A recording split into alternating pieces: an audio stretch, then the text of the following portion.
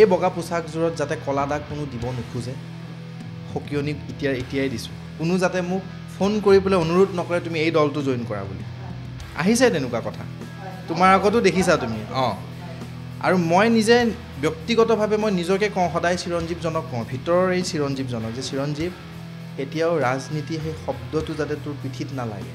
কেতিয়াও যাতে তোৰ কথাখিনিত কেতিয়াও ৰাজনীতিৰ ৰহণ সানি পেলাই তই যাতে ৰাইজৰ আগত কথা নকওঁ কেতিয়াও যাতে সেই বুম বা কেমেৰাটোৰ আগত আহি পেলাই এজন নেতা হৈ পেলাই তই দেখুৱাই কেতিয়াও নিজকে এষ্টাব্লিছ নকৰ আপোনালোকে যদি আমাক NSA লৈ যাম বুলি কৈ আছে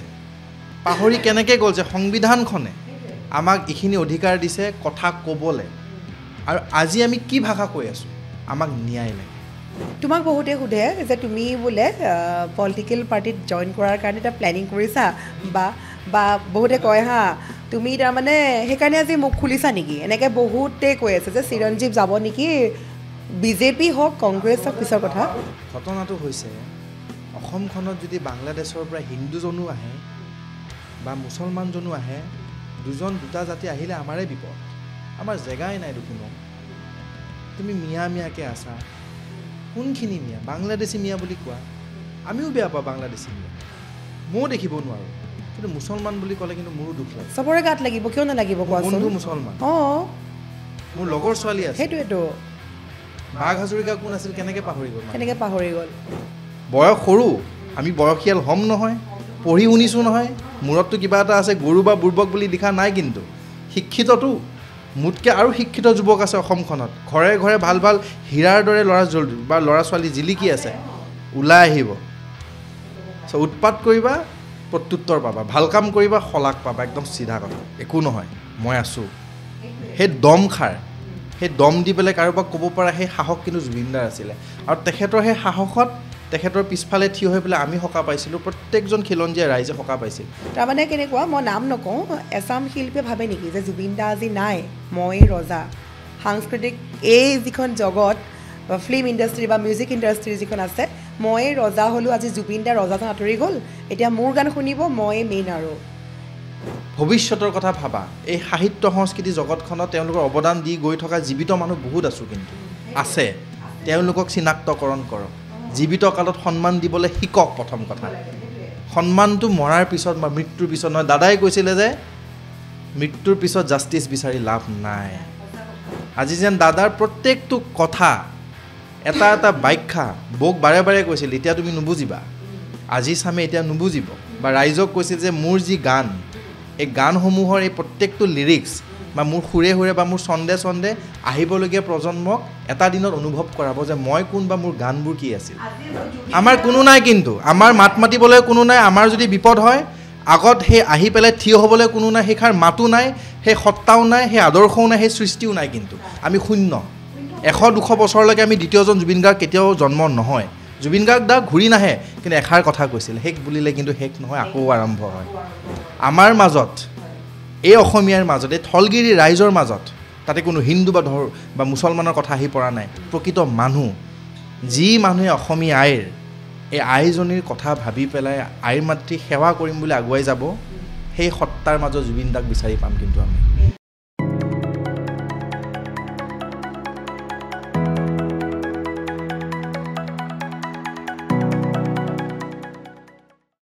নমস্কাৰ আপোনালোকৰ সন্মুখত মই স্মিতা আপোনালোকে চাই আছে কাভাৰ ষ্টৰী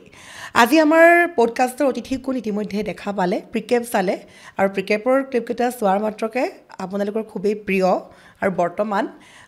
বহুতৰ আচলতে ক্ৰাছ বুলি ক'লেও ভুল নহয় বহুতে মানে যুৱতীসকলৰ বাবে দেই আৰু তেওঁ হৈছে চিনাকি কৰি দিবই নালাগে তেওঁ হৈছে চিৰঞ্জীৱ কাশ্যপ স্বাগতম জনাইছোঁ নমস্কাৰ তোমাৰ চিনাকিটো আচলতে এনেকৈ আৰম্ভ কৰিলোঁ ছ'চিয়েল মিডিয়া খোলোঁ ইমান ছোৱালীৰ কমেণ্ট বাপৰে কিয় নাজানো সেইটো দেই আহে মাহঁতৰ নিচিনা বয়সৰ মানুহ আছে দেউতাহঁতৰ নিচিনা ভাল আজিকালি ভাল লাগে মানে খুৰা বয়সস্থ মানুহখিনি বা মাহঁতৰ মানুহখিনি মৰম দিলে যুৱতীসকল বেছি আহে দুই এটা মাজে মাজে দিয়ে টপিকটো চেঞ্জ কৰি দিছে বাৰু আমি সেইবোৰলৈ যাম আৰম্ভণিহে নহয় জানো তো গতিকে আমি যিহেতু আজি এটা খুবেই প্ৰথমে মই অনুষ্ঠানটো আৰম্ভণি হোৱাৰ পূৰ্বে মই দৰ্শকসকলেও ক'ম চাই আছে আমাৰ এই অনুষ্ঠান আৰু পোনপ্ৰথমে এবাৰ লিখি লওক #জাষ্টিছ ফৰ জুবিন গাৰ্গ যিহেতু জুবিন দাৰ বাবে আমি আজিও অপেক্ষাত আছোঁ জুবিন দাৰ ন্যায় বিচাৰি জাষ্টিছ বিচাৰি আমি অপেক্ষাত আছোঁ আৰু জুবিন দাৰ লগত ওতঃপ্ৰোতভাৱে জড়িত জুবিন গাৰ্গৰ লগত খুব ভাল সম্পৰ্ক থকা ব্যক্তি তেওঁ চিৰঞ্জিত দা গতিকে তোমাৰ লগত যিবোৰ মুহূৰ্ত সেই মুহূৰ্তবোৰ ইতিমধ্যে অসমবাসীয়ে জানেই আকৌ সোধাৰ প্ৰশ্ন আহি নপৰে তথাপিও মই তোমাক ক'ব যাম তুমি জুবিন দাৰ কাৰণে খুদ মই দেখা পাই আছোঁ যেতিয়া আমি বাতৰি সম্প্ৰচাৰ বা বাতৰি সংগ্ৰহৰ বাবে যাওঁ সোণাপুৰত মই পূৰা সোণাপুৰৰ পৰা আজি আৰম্ভ কৰিছোঁ দেই প্ৰথম দিনাৰ পৰা সোণাপুৰ বুলি ক'লেও ভুল হ'ব জুবিন গাৰ্গক আমি হেৰুৱাৰ দিনাখনৰ পৰা জুবিন গাৰ্গৰ বাসগৃহৰ পৰা তোমাক দেখা পাই আছোঁ দাদাৰ কাৰণে তুমি যথেষ্টখিনি কৰি গৈছা দেই আমাৰ দৃষ্টিত কৰি গৈছা আৰু সেইজন চিৰঞ্জীৱ কাশ্যপ যিজন চিৰঞ্জীৱ কাশ্যপে প্ৰথম জুবিন দাৰ ঢুকুৱাৰ মাত্ৰকে যিটো বাইট আমি লৈছিলোঁ খুব তুমি আচলতে বহুত খং উঠি আছিলে সেইটো খং আমাৰো উঠিছিলে আমি ডিউটি পালন কৰিছিলোঁ যদিও আমাৰ বহুত খং উঠিছিলে আমি জুবিন দাক হেৰুৱাবলৈ পাই কিয় হেৰুৱাবলৈ পালোঁ নহয় জানো সেইজন চিৰঞ্জীৱৰ পৰা বৰ্তমানলৈকে বহুখিনি কৰি আছা সোণাপুৰলৈকে বা জুবিন দাৰ গৰিমাবোৰ লগত থকাৰ পৰা গোটেইখিনি একদম চমুকে কোৱাচোন একে চিধা কথা ক'ব গ'লে মই একদম স্পষ্টবাদী ল'ৰাজন খুব খাৰাংখাচ কওঁ ভুলটো ভুল ভালটো ভাল আৰু গোটেইখিনি আচলতে এই মাতষাৰ এই অন্তৰখন এই সাহসকণ আচলতে এই দাদাৰ পৰাই পালোঁ আৰু দাদাৰ সেই সান্নিধ্য পোৱাৰ সেই 2014 চনৰ পৰা আজিলৈকে যদিও কাইটভাৱে নাই সেই দাদাৰ ভাষাৰে আচলতে নিজকে প্ৰস্তুত কৰি পেলাই অসমীয়াৰ সেৱা কৰিবলৈ আচলতে মই আগুৱাই আহিছোঁ আৰু সেই প্ৰথম দিনাৰ পৰা আজিলৈকে যদি মই কওঁ যিটো খুব যিকুৰা জুই অন্তৰত জ্বলিছিলে বা যিকুৰা জুই প্ৰত্যেকজন থলগিৰি ৰাইজৰ অন্তৰত বৰ্তমান জ্বলি আছে উমি চ' সেইকুৰা জুই কিন্তু আজিও সেনেকৈ মানে সেই তাপতে কিন্তু আমি আছোঁ অকল মই বুলি নহয় অসমবাসী কথাটো হ'ল এতিয়া যি কওঁ অকণমান ভাবি চিন্তি কওঁ আগতে একদম বহুত বেয়াকৈ গালিও পাৰিছোঁ কথাটো হ'ল সময় পৰিস্থিতি তেতিয়া তেনেকুৱা আছিলে কিন্তু এতিয়া বৰ্তমান আশা অকণমান আছে ইমান কণ মই বহুত আশা বুলি নকওঁ দেই মই স্পষ্টভাৱে কৈছোঁ ইমান কণ আশা আছে বিশ্বাস আছে ন্যায়ালয়ে আমাক ন্যায় দিব চাওঁ 8 তাৰিখৰ কথা কৈছে বাৰু আমি 20 তাৰিখলৈকে ধৰিলোঁ 8ৰ পৰা 20 তাৰিখৰ ভিতৰত কিবা এটা তেওঁলোকে ন্যায় দিম বুলি সকলোৰে মৰমৰ সকলোৱে মামা বুলি সম্বোধন কৰে শ্ৰদ্ধাৰ আমাৰ CM ছাৰে যিহেতু ইমান ধুনীয়াকৈ ক'লে মই ৰৈ আছোঁ চাওঁ কি হয়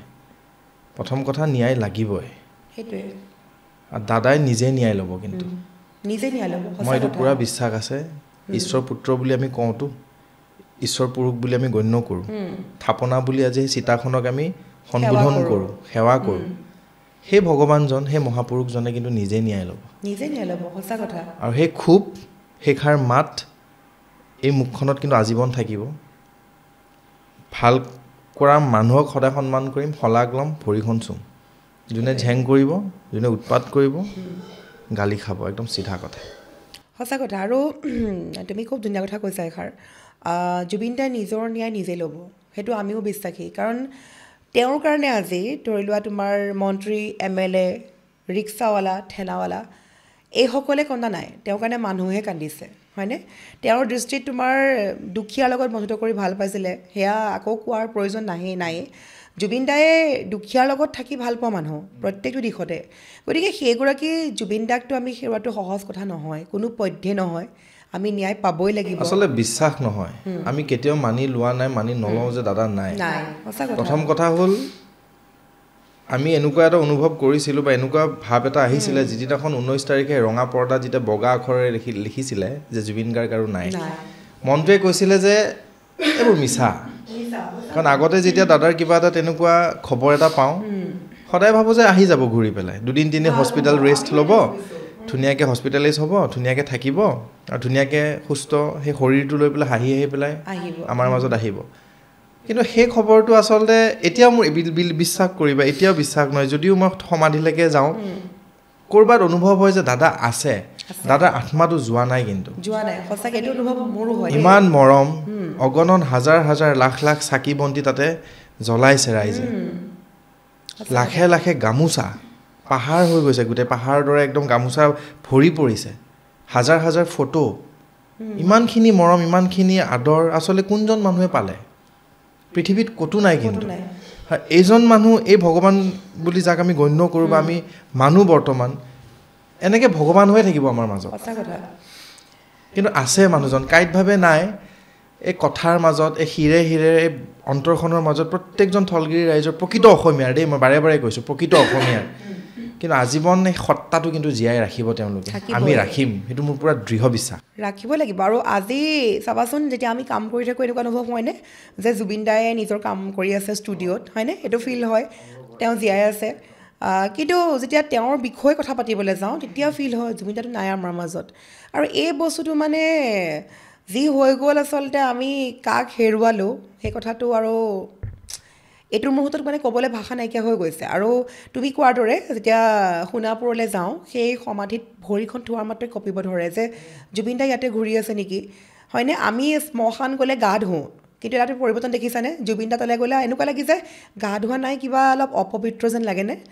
আৰু তাৰ পৰা আহি পেলাই মোৰ মাজত ভাবেই নাহে যে আমি শ্মশানৰ পৰা আহিছোঁ, গা ধুব লাগে। মই এনেকুৱা মানুহ পাইছোঁ, ভাত নোখোৱাকৈ আহে,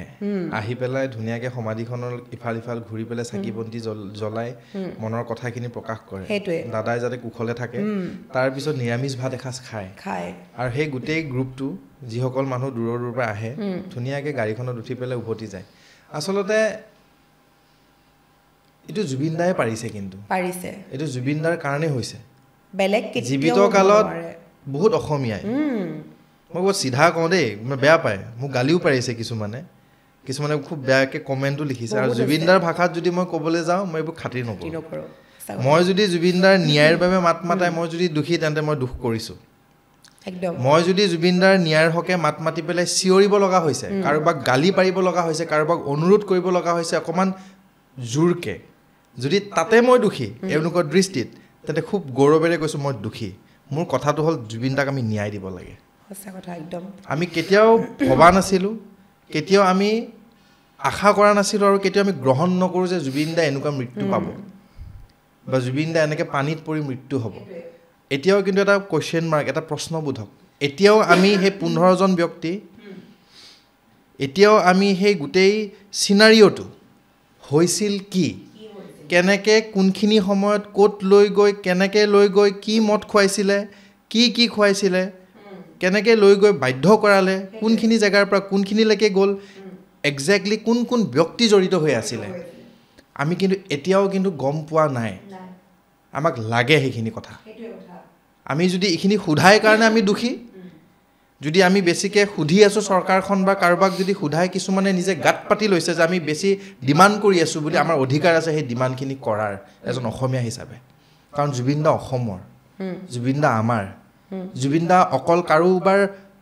স্বামী বা কাৰোবাৰ পুত্ৰই নহয়, কিন্তু সকলোৰে বাবে আমাৰ সকলোৰে, আমাৰ সত্তা। এষাৰ এনেকুৱা মাত,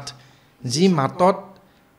যাৰ গানে আমাক গান শুনিবলৈ শিকালে, যিষাৰ মাতৰ বাবে আমি ৰৈ থাকোঁ, যি মাতে আচলতে অসমীয়াৰ বুকুত কোনোবাই আঁচুৰ দিলে, সেইষাৰ মাতে প্ৰথম একো নহয় মই আছোঁ, সেই দমষাৰ, সেই দম দি পেলাই কাৰোবাক ক'ব পৰা সেই সাহস কিন্তু জুবিন দাৰ আছিলে। আৰু তেখেতৰ সেই সাহসত, তেখেতৰ পিছফালে থিয় হৈ পেলাই আমি সকাহ পাইছিলোঁ, প্ৰত্যেকজন খিলঞ্জীয়া ৰাইজে সকাহ পাইছিল। আমি জানো যে অসমত যদি কিবা হয় একো নাই, কোনে কি কৰে ডাঙৰ কথা নহয়, জুবিন দা আছে, জুবিন দাই যি ক'ব সেইটোৱে হ'ব। চোৱাচোন কিমান ডাঙৰ সত্তা, কিমান এষাৰ, কিমান বলিষ্ঠ কণ্ঠ, তথা এজন মানুহ, আমি কেনেকুৱা মানুহ এজন হেৰুৱাল। অকল গান গোৱা নাছিলতো মানুহজন, জুবিন গাৰ্গ অকল গায়ক নহয়তো, সকলোৰে মানে বিপদৰ বন্ধু বুলি যে কয় জুবিন দা। মই ভগৱান বুলি কিয় কৈছোঁ, কিছুমানেতো ক'ব ওলাইছে যে ভগৱান আখ্যা নিদিবা, বহুতে কৈছে, কিয় নক'ম, সেইটোৱে। অসমীয়া আইৰ বাবে, অসমখন ৰক্ষণাবেক্ষণা দিবলৈ, অসমীয়া আইৰ সেই ভাষা জীয়াই ৰাখিবলৈ, সেই সাহিত্য জীয়াই ৰাখিবলৈ, সেই চিনেমা জগতখন গোটেই বিশ্বৰ আগত দাঙি ধৰিবলৈ মানুহজনে কৰা নাই কি? দুখীয়াৰ আচলতে যোনে তেখেতৰ পৰা দুপইচা পাইছে, যোনে সহায় পাইছে, তেওঁলোকে মোতকৈ বেছি ভালকৈ ক'ব পাৰিব জুবিন গাৰ্গ তেওঁলোকৰ দৃষ্টিত কোন, ভগৱানতকৈ কোনো তলত নহয়। কিন্তু যদি তেখেত ভগৱান নাছিলে, সেইখন থাপনা কেনেকৈ হ'ল? যদি ভগৱান নাছিলে, অগণন চাকি জ্বলিল কেনেকৈ? এয়া পৃথিৱীত প্ৰথমটো ঘটনা নেকি? এগৰাকী ব্যক্তি ঢুকাইছে আৰু সেই ঢুকুৱা জ্বলোৱা স্থানটো আজি মন্দিৰ হৈ গৈছে, হয়নে কোৱাচোন? আৰু সোণাপুৰৰ সমাধিৰ ক্ষেত্ৰক লৈ বিভিন্ন প্ৰশ্ন আছে দেই তুমি বিশেষ ভালকৈ জানিবা কাৰণ তুমি আজি জুবিনদাৰ লগত বহুত বছৰৰ পৰা জড়িত হৈ আছা তোমাৰ চিনাকি বুলি ক'লেও দৰ্শকসকলে ইতিমধ্যে গমেই পায় বাল্যকালৰ পৰা তুমি ঢোল বাদনত মানে জুবিনদাৰ লগত একেলগে আছা বাদ্যযন্ত্ৰ হিচাপে আছিলা তো তুমিতো জুবিনদাক বহুত ভালকৈ পাইছা বহুত মুহূৰ্তও আছে নহয় জানো দাদাক পোৱাৰ গতিকে মই তোমাৰ পৰা জানিব এইকাৰণে চেষ্টা কৰিম বা তোমাক আজি আমি অতিথি হিচাপে এইকাৰণে দৰ্শকসকলৰ আগত আমি আগবঢ়াব চেষ্টা কৰিছোঁ কিয়নো যিখিনি চকুৰে দেখা পাই আছোঁ তেওঁ প্ৰথমৰ পৰা জুবিনদা নোহোৱা হোৱাৰ প্ৰথম দিনটোৰ পৰা বৰ্তমানলৈকে যিখিনি কৰি আছে আমি নিজেই সাক্ষী আমাৰ কেমেৰা সাক্ষী আছে সকলোখিনি বন্দী হৈছে গতিকে সোণাপুৰত যেতিয়া যাওঁ তোমাৰ মানে মোৰ দৃষ্টি দেই সোণাপুৰত এনেকৈ যদি কৰি থাকে ধৰি লোৱা জুবিনদাৰ কাৰণে সম্ভৱ হ'বনে যে কিবা এটা যে আমি কৰিব বিচাৰি আছোঁ যে এইখিনি পামনে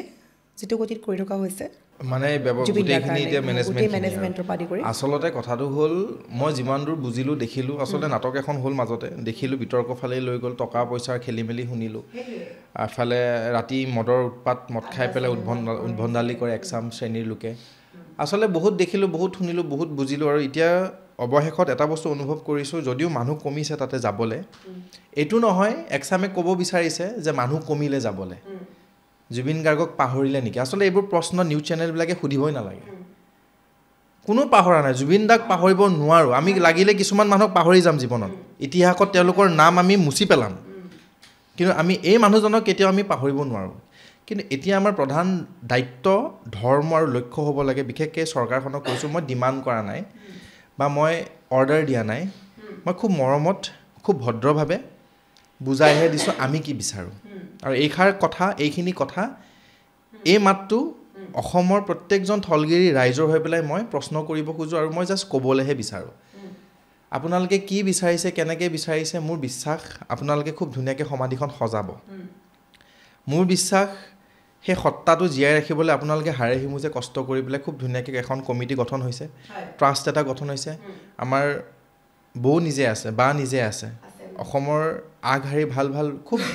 মানে ভাল ভাল সাহিত্যৰ লগত জড়িত নাটকৰ লগত জড়িত সাহিত্য সংস্কৃতিৰ লগত জড়িত ভাল ভাল মানুহ খুব ধুনীয়াকৈ জড়িত হৈ আছে কিন্তু মই ব্যক্তিগতভাৱে মই বিচাৰোঁ আজিৰ পৰা যেতিয়া 100 বছৰ হ'ব আজিৰ পৰা যেতিয়া 200 বছৰ হ'ব আমি চৰকাৰ সলনি হ'ব মানুহ সলনি হ'ব সকলোখিনি আমি সলনি হৈ গৈ থাকিম আমি মৃত্যু আমাৰো হ'ব কিন্তু আমি এনেকৈ আমি ভাবিব লাগিব যাতে আমি 1500-2000 বছৰলৈকে যাতে এই সত্তা এই মহাপুৰুষজনক জীয়াই ৰাখিব পাৰোঁ আমাৰ সেইটো মনত সোমাব লাগিব চৰকাৰখনে এতিয়া সমাধি স্থান এনেকৈ ভাবিব নালাগিব যে ভূপেন হাজৰিকা সমাধি এনেকৈ বনাইছোঁ এইখনো তেনেকৈ বনাম মই ভূপেন হাজৰিকা দেৱক শ্ৰদ্ধা কৰোঁ তেখেতো এজন আমাৰ কাৰণে মহাপুৰুষ তেখেতৰ স্থান আমি সদায় সেইখিনি অন্তৰত ৰাখি পেলাই আমি আগুৱাই গৈ আছোঁ কিন্তু মই কাকো তুলনা কৰিব বিচৰা নাই কিন্তু জুবিনদাৰ ক্ষেত্ৰত মই বিচাৰোঁ যুগৰ পৰিৱৰ্তন হৈছে মানুহৰ মন পৰিৱৰ্তন হ'ব গোটেই যুগৰ এই টেকন'লজি পৃথিৱীখনত আহিবলগীয়া 100-150 বছৰৰ পিছত সকলো সলনি হ'ব কিন্তু বিদেশৰ পৰা যেতিয়া এজন মানুহ আহিব বা আহিবলগীয়া নৱপ্ৰজন্ম বা আমাৰ কণ ল'ৰা ছোৱালীবিলাকে যেতিয়া দায়িত্ব ল'ব অসমখন বা আমাৰ দেশৰ সেইলোক যেতিয়া যাব তেওঁলোকে যেতিয়া খোজ দিব সমাধিখনত গৈ পেলাই এটা যেতিয়া অনুভৱ কৰে প্ৰথমটো খোজত যে এইখন আন কাৰো সমাধি নহয় জুবিনদাৰ সমাধি জুবিন গাৰ্গৰ সমাধি এইকাৰণে কৈছোঁ টেকন'লজিকেলি এনেকৈ ইক'ছিষ্টেম এটা বনাওক প্ৰত্যেকটো খোজত যাতে আমি সেই মহাপুৰুষজনৰ সেই বলিষ্ঠ কণ্ঠৰ সেই মানুহজনৰ যাতে সত্তা আমি তাতে অনুভৱ কৰোঁ তেখেতৰ সৃষ্টি তেখেতে কি ভাল পাইছিলে ইমানখিনি মাটি যিহেতু দিছে মাটিৰ বিতৰ্কৰ মই কথা নকওঁ কিন্তু মোৰ বিশ্বাস যিখিনি মাটি আছে তাত সেইখিনি মাটিটো তেওঁলোকে খুব ধুনীয়াকৈ ভালকৈ বনাব পাৰিব মই কি বিচাৰোঁ জানেনে জুবিনদা মানে আমি কি বুজোঁ অকল চিতাখন নহয় কিন্তু তাত আমি যাব পৰা এটা ৰাস্তা লাগিব তাত কেনেকৈ যাম তাতে যাতে এটা ভাল উচ্চ মানদণ্ডৰ ষ্টুডিঅ' এটা হয় অফিচিয়েলি যাতে গভৰ্ণমেণ্টৰ ফালৰ পৰা কাৰোবাক কৰ্মসংস্থাপন তাতে দিয়ে ভাল এজন ৰেকৰ্ডাৰ তাতে থাকে তাতে যাতে এটা ভাল গ্ৰন্থ থকা এখন ভাল পুথিভঁৰাল হয় মই সেইটো বিচাৰোঁ লগতে মিউজিকেল হিলিং চেণ্টাৰ এটা হয় তেখেতে কি ভাল পাইছিলে জুবিনদাই যিবোৰ বস্তুৰ লগত জুবিনদাক আমি চিনি পাওঁ জুবিন গাৰ্গ মানে আমি চকুটো মুজিলে জুবিনদাৰ বলিষ্ঠ কণ্ঠ তথা সেই অসমখন ৰচিবলৈ যিখিনি তেখেতে অৱদান বা তেখেতে যিখিনি ভাবিছিলে কৰিম বুলি প্ৰত্যেকটো কথা যাতে প্ৰত্যেকটো কাম আৰু প্ৰত্যেকটো বস্তু সেই গোটেই ছাৰাউণ্ডিং গোটেই সমাধিখনত যাতে চুকে চুকে সেই জুবিনদাৰ সপোনৰ অসমখনৰ সেই বস্তুবোৰ যাতে থাকে মানে চিতাখন থাকিলে নহ'ব কিন্তু তাত আৰু মানুহে এনেকৈও নাযায় উদ্ভণ্ডালি কৰিব, কোনো নাযায়। আজিৰ অসমীয়াই কেতিয়াও উদ্ভণ্ডালি নকৰে, কিন্তু আমি বিচাৰিছোঁ দাদাক এই যিখিনি নৱপ্ৰজন্ম শিল্পীৰ লগত মানে শিল্পকলাৰ লগত জড়িত, তেওঁলোকে যাতে সেইখন সমাধিত গৈ পেলাই গানৰ সৃষ্টি হয়, নাটকৰ সৃষ্টি হয়, নাটকৰ আখৰা হয়, সেই পুথিভঁৰালত বহি পেলাই ভাল ভাল গ্ৰন্থ জ্ঞান লৈ পেলাই যাতে অসমখন ৰচিবলৈ আচলতে সাহস গোটায়, স্পৃহা জাগে, আৰু সেই সত্তাৰ আশীৰ্বাদ সদায় থাকিব। এণ্টায়াৰ ইক'ছিষ্টেমটো জুবিন গাৰ্গ হ'ব লাগে। এণ্টায়াৰ ইক'ছিষ্টেমটোত যাতে আমি খোজে খোজে জুবিন দাক অনুভৱ কৰিব পাৰোঁ। লগতে যদি চৰ্দাৰ বল্লভ ভাই পেটেলৰ যদি খুব ধুনীয়া এটা প্ৰতিমূৰ্তি অসম চৰকাৰ তথা ভাৰত চৰকাৰ গোটেই চৰকাৰে মিলি পেলাই খুব ধুনীয়াকৈ তেওঁলোকে স্থাপন কৰিছে ভাৰতত, আমি কিয় নোৱাৰোঁ জুবিন দাৰ প্ৰতিমূৰ্তি এটা একদম খুব ধুনীয়া, খুব জিলিকি থকা এটা প্ৰতিমূৰ্তি, যাতে ফ্লাইটখনত যোৱাৰ লগে লগে ওপৰৰ পৰা যাতে দেখুৱাই এইখন অসম, এইখন জুবিন যুগৰ জুবিন দেশৰ অসম, সেইজন জুবিন দা। মোৰ কথাটো তাত মই এইবোৰ চৰকাৰখনক মই এইকাৰণে কৈ আছোঁ বা আমাৰ মানুহখিনিক কৈ আছোঁ, এনেকৈ হ'লে জুবিন দা আৰু অমৰ হৈ থাকিব। জুবিন দা আজীৱন অমৰ, কিন্তু 100-200 বছৰ পিছততো আমি নোহোৱা হৈ যাম নহয়, আমিতো নাপাম ন। কি দিম তেওঁলোকক, আহিবলগীয়া প্ৰজন্মক কি দিম? মানুহে বাৰে বাৰে কৈ আছে 100-200 বছৰ, কিয় 100-200 বছৰ? 1500 বছৰ, 2000 বছৰ। গুৰুজনা শ্ৰীমন্ত শংকৰদেৱক জীয়াই ৰাখিছোঁনে? গুৰুজনা মাধৱদেৱ আমি আমাৰ কথাৰ বা আমাৰ সেই সাংস্কৃতিক ক্ষেত্ৰত বা আমি হাতে কামে তেওঁলোকক আৰাধনা কৰোঁ, তেওঁলোকক সৃষ্টিক আমি সদায় পূজোঁ। এইজন মহাপুৰুষকো আমি কিন্তু তেনেকুৱা আখ্যা দি পেলাই তেনেকুৱা স্থানত ৰাখিব লাগিব। চ' সেনেকৈ যদি ভাবোঁ, তেনেকৈ যদি আমি হাতে কামে লাগোঁ, আমি জুবিন গাৰ্গ এই সত্তা, এই মনটো লৈ পেলাই যদি আগুৱাই যাওঁ, আজীৱন এই মনত প্ৰাণত আৰু একদম প্ৰেক্টিকেলি ফিজিকেলি আমি জীয়াই ৰাখিব পাৰিম। সেইটোৱে খুব ধুনীয়া কথা কৈছা। আচলতে তুমি যিবোৰ চিন্তা কৰিছা দেই, সেইখিনি বস্তু হ'লে হয় দৰ্শকসকল, মানে তুমি কোৱাৰ দৰে জুবিন গাৰ্গে বিচাৰিছিলে কি, সেইবিলাকে তেওঁ ভাল পাইছিলে। তেওঁক অন্য একো নালাগে, মানুহৰ প্ৰতি ভাল ভাৱ থকা, ভাল ভাল কাম কৰিছোঁ, এখন সোণৰ অসম গঢ়া তেওঁ বহুখিনি কৰি থৈ গ'ল ইতিমধ্যে, আৰু তেওঁৰ বহুত আশাও আছিলে, কিন্তু সেই আশাখিনি সম্পূৰ্ণ হোৱাৰ আগতে তেওঁ নোহোৱা হৈ গ'ল। গতিকে তুমি যিখিনি কথা কৈছা আজি শুনি মানে সেইটো বস্তু ভাল লাগিছে, কাৰণ এনেকৈ বহুত খুব কম মানুহে ভাবে। মোৰ বিশ্বাস আছে চৰকাৰখনে বুজিব লাগিব, চৰকাৰখনে বুজিব লাগিব, আৰু চৰকাৰখন অকল আমি গালি পাৰি থাকিলে নহ'ব। মোৰ ইমানখিনি জানো। প্ৰথম কথাটো হ'ল মই ইমান ডাঙৰ ল'ৰা নহয়, মই জাষ্ট বেয়াটোক মই বেয়া বুলি কওঁ, ভালটোক ভাল বুলি কওঁ। কোনো পলিটিকেল পাৰ্টিৰ লগতো মোৰ উঠা বহা নাই, কোনো মানে জাতীয় দলৰ লগতো মোৰ মই এইখিনি কৈ লওঁ। চ' সংগঠনৰ লগতো মোৰ উঠা বহা নাই। মোৰ কথাটো হ'ল যি ব্যক্তিয়ে যোনেই নহওক, যি পলিটিকেল টিমেই নহওক, অসমখনৰ বাবে ভাবিব, অসমী আইৰ মাতৃক সেৱা কৰিম বুলি ভাবিব, কৰাপশ্যন নকৰাকৈ, পলিটিক্স নকৰাকৈ। পলিটিক্স কৰিব, পলিটিক্সত যাতে কূটনীতি নকৰে, তেনেকৈ যোনে কাম কৰিব মই সদায় শলাগ ল'ম, ভৰিখন চুম। কিন্তু যোনে কূটনীতি কৰিব, যোনে অসমীয়াৰ বুকুত আঁচুৰ দিম বুলি ভাবিব, এইখন মুখেৰে কিন্তু আজীৱন সেই গালিখিনি শুনিব তেওঁলোকে। কোনো তাতে দলৰ বিৰোধী বা শাসনত থকা বা বিৰোধীত থকা দলৰ কথা আহি নপৰে। কথাটো হ'ল মই জানো যে মোৰ দেউতাৰ সমানৰ বয়সৰ এওঁলোক ব্যক্তি, মোৰ বিশ্বাস আছে তেওঁলোকে ভাল ভাল কিতাপ পঢ়ি পেলাই আজি ৰাজনীতিবিদ হৈছে। তেওঁলোকেতো জ্ঞান আছে নহয়, অসম এখন চলাই আছেতো। চ' ক'ৰবাত নহয় ক'ৰবাত এওঁলোকৰ বিবেকত আজি ইমান দিন যোৱাৰ পিছত কিন্তু এইখিনি বস্তু আহিছে যে জুবিন দাক আমি জীয়াই ৰাখিব লাগিব আৰু ভালকৈ। জুবিন গাৰ্গৰ কাৰণে আমি বহুত কৰিবলগীয়া কাম আছে। আজি যেনেকৈ ভাৰত ৰত্নৰ কথা ক'লে, আচলতে জুবিন দাক আমি বিশ্বৰত্নতকৈ ওপৰৰ মানদণ্ডৰ আমি স্থান দি দিলোঁ। তথাপিও জীয়াই থাকোঁতে যদি নিদিলে, জুবিন দাই গৈ উঠাৰ পিছত চৰকাৰখনে এটা বস্তু উপলব্ধি কৰিব লাগে, শিৰে শিৰে তেওঁলোকৰ যাতে এইষাৰ কথা, মোৰ এইষাৰ কথা যাতে ভালদৰে তেওঁলোকে বুজি পায়, জীয়াই থাকোঁতে যাতে শিল্পীৰ সন্মান বা ভাল মানুহৰ সন্মান যাতে তেওঁলোকে দিয়ে। আজি জুবিন দাক ভাৰত ৰত্নৰ কথা ওলাইছে। আজি বিৰোধী দলত আমাৰ MP গৌৰৱ গগৈ ডাঙৰীয়া, তেখেতে পাৰ্লিয়ামেণ্টত খুব ধুনীয়াকৈ উত্থাপন কৰিছে। চোৱা, দল বিৰোধী হওক বা শাসনত হওক, কথাটো নাই, কথাটো হ'ল অসমীয়া এজনে কৈছে, স্পষ্টভাৱে অসমীয়াজনে কৈছে, সেই সাহস গোটাইছে, অসমীয়া ৰাইজে আমি ভাল পাইছোঁ। সেইটোত ৰাজনীতি নাই। চৰকাৰখনৰ বা এতিয়া এই বিধানসভাত আলোচনা হৈ আছে, তাতে উত্থাপন কৰিছে, খুব ভাল কথা। কিন্তু আহিবলগীয়া দিনত অসমখনৰ বাবে কাম কৰা মানুহ, অসমীয়াৰ ভৱিষ্যতৰ কথা ভাবা, এই সাহিত্য সংস্কৃতি জগতখনত তেওঁলোকৰ অৱদান দি গৈ থকা জীৱিত মানুহ বহুত আছোঁ, কিন্তু আছে। তেওঁলোকক চিনাক্তকৰণ কৰক, জীৱিত কালত সন্মান দিবলৈ শিকক। প্ৰথম কথা, সন্মানটো মৰাৰ পিছত বা মৃত্যুৰ পিছত নহয়। দাদাই কৈছিলে যে মৃত্যুৰ পিছত জাষ্টিচ বিচাৰি লাভ নাই। আজি যেন দাদাৰ প্ৰত্যেকটো কথা এটা এটা ব্যাখ্যা বৌক বাৰে বাৰে কৈছিল এতিয়া তুমি নুবুজিবা আজি চামে এতিয়া নুবুজিব বা ৰাইজক কৈছিল যে মোৰ যি গান এই গানসমূহৰ এই প্ৰত্যেকটো লিৰিক্স বা মোৰ সুৰে সুৰে বা মোৰ ছন্দে ছন্দে আহিবলগীয়া প্ৰজন্মক এটা দিনত অনুভৱ কৰাব যে মই কোন বা মোৰ গানবোৰ কি আছিল আজি অনুভৱ কৰিছোঁনে এই অসমীয়া জাতিটোৱে আমিবোৰে আমি কওঁ কেঁকুৰা জাতি বুলি আমি কওঁ স্বাৰ্থপৰ বুলি আমি কওঁ আমি বহুত জেলাছ বুলি হয় আমি তেনেকুৱা কিন্তু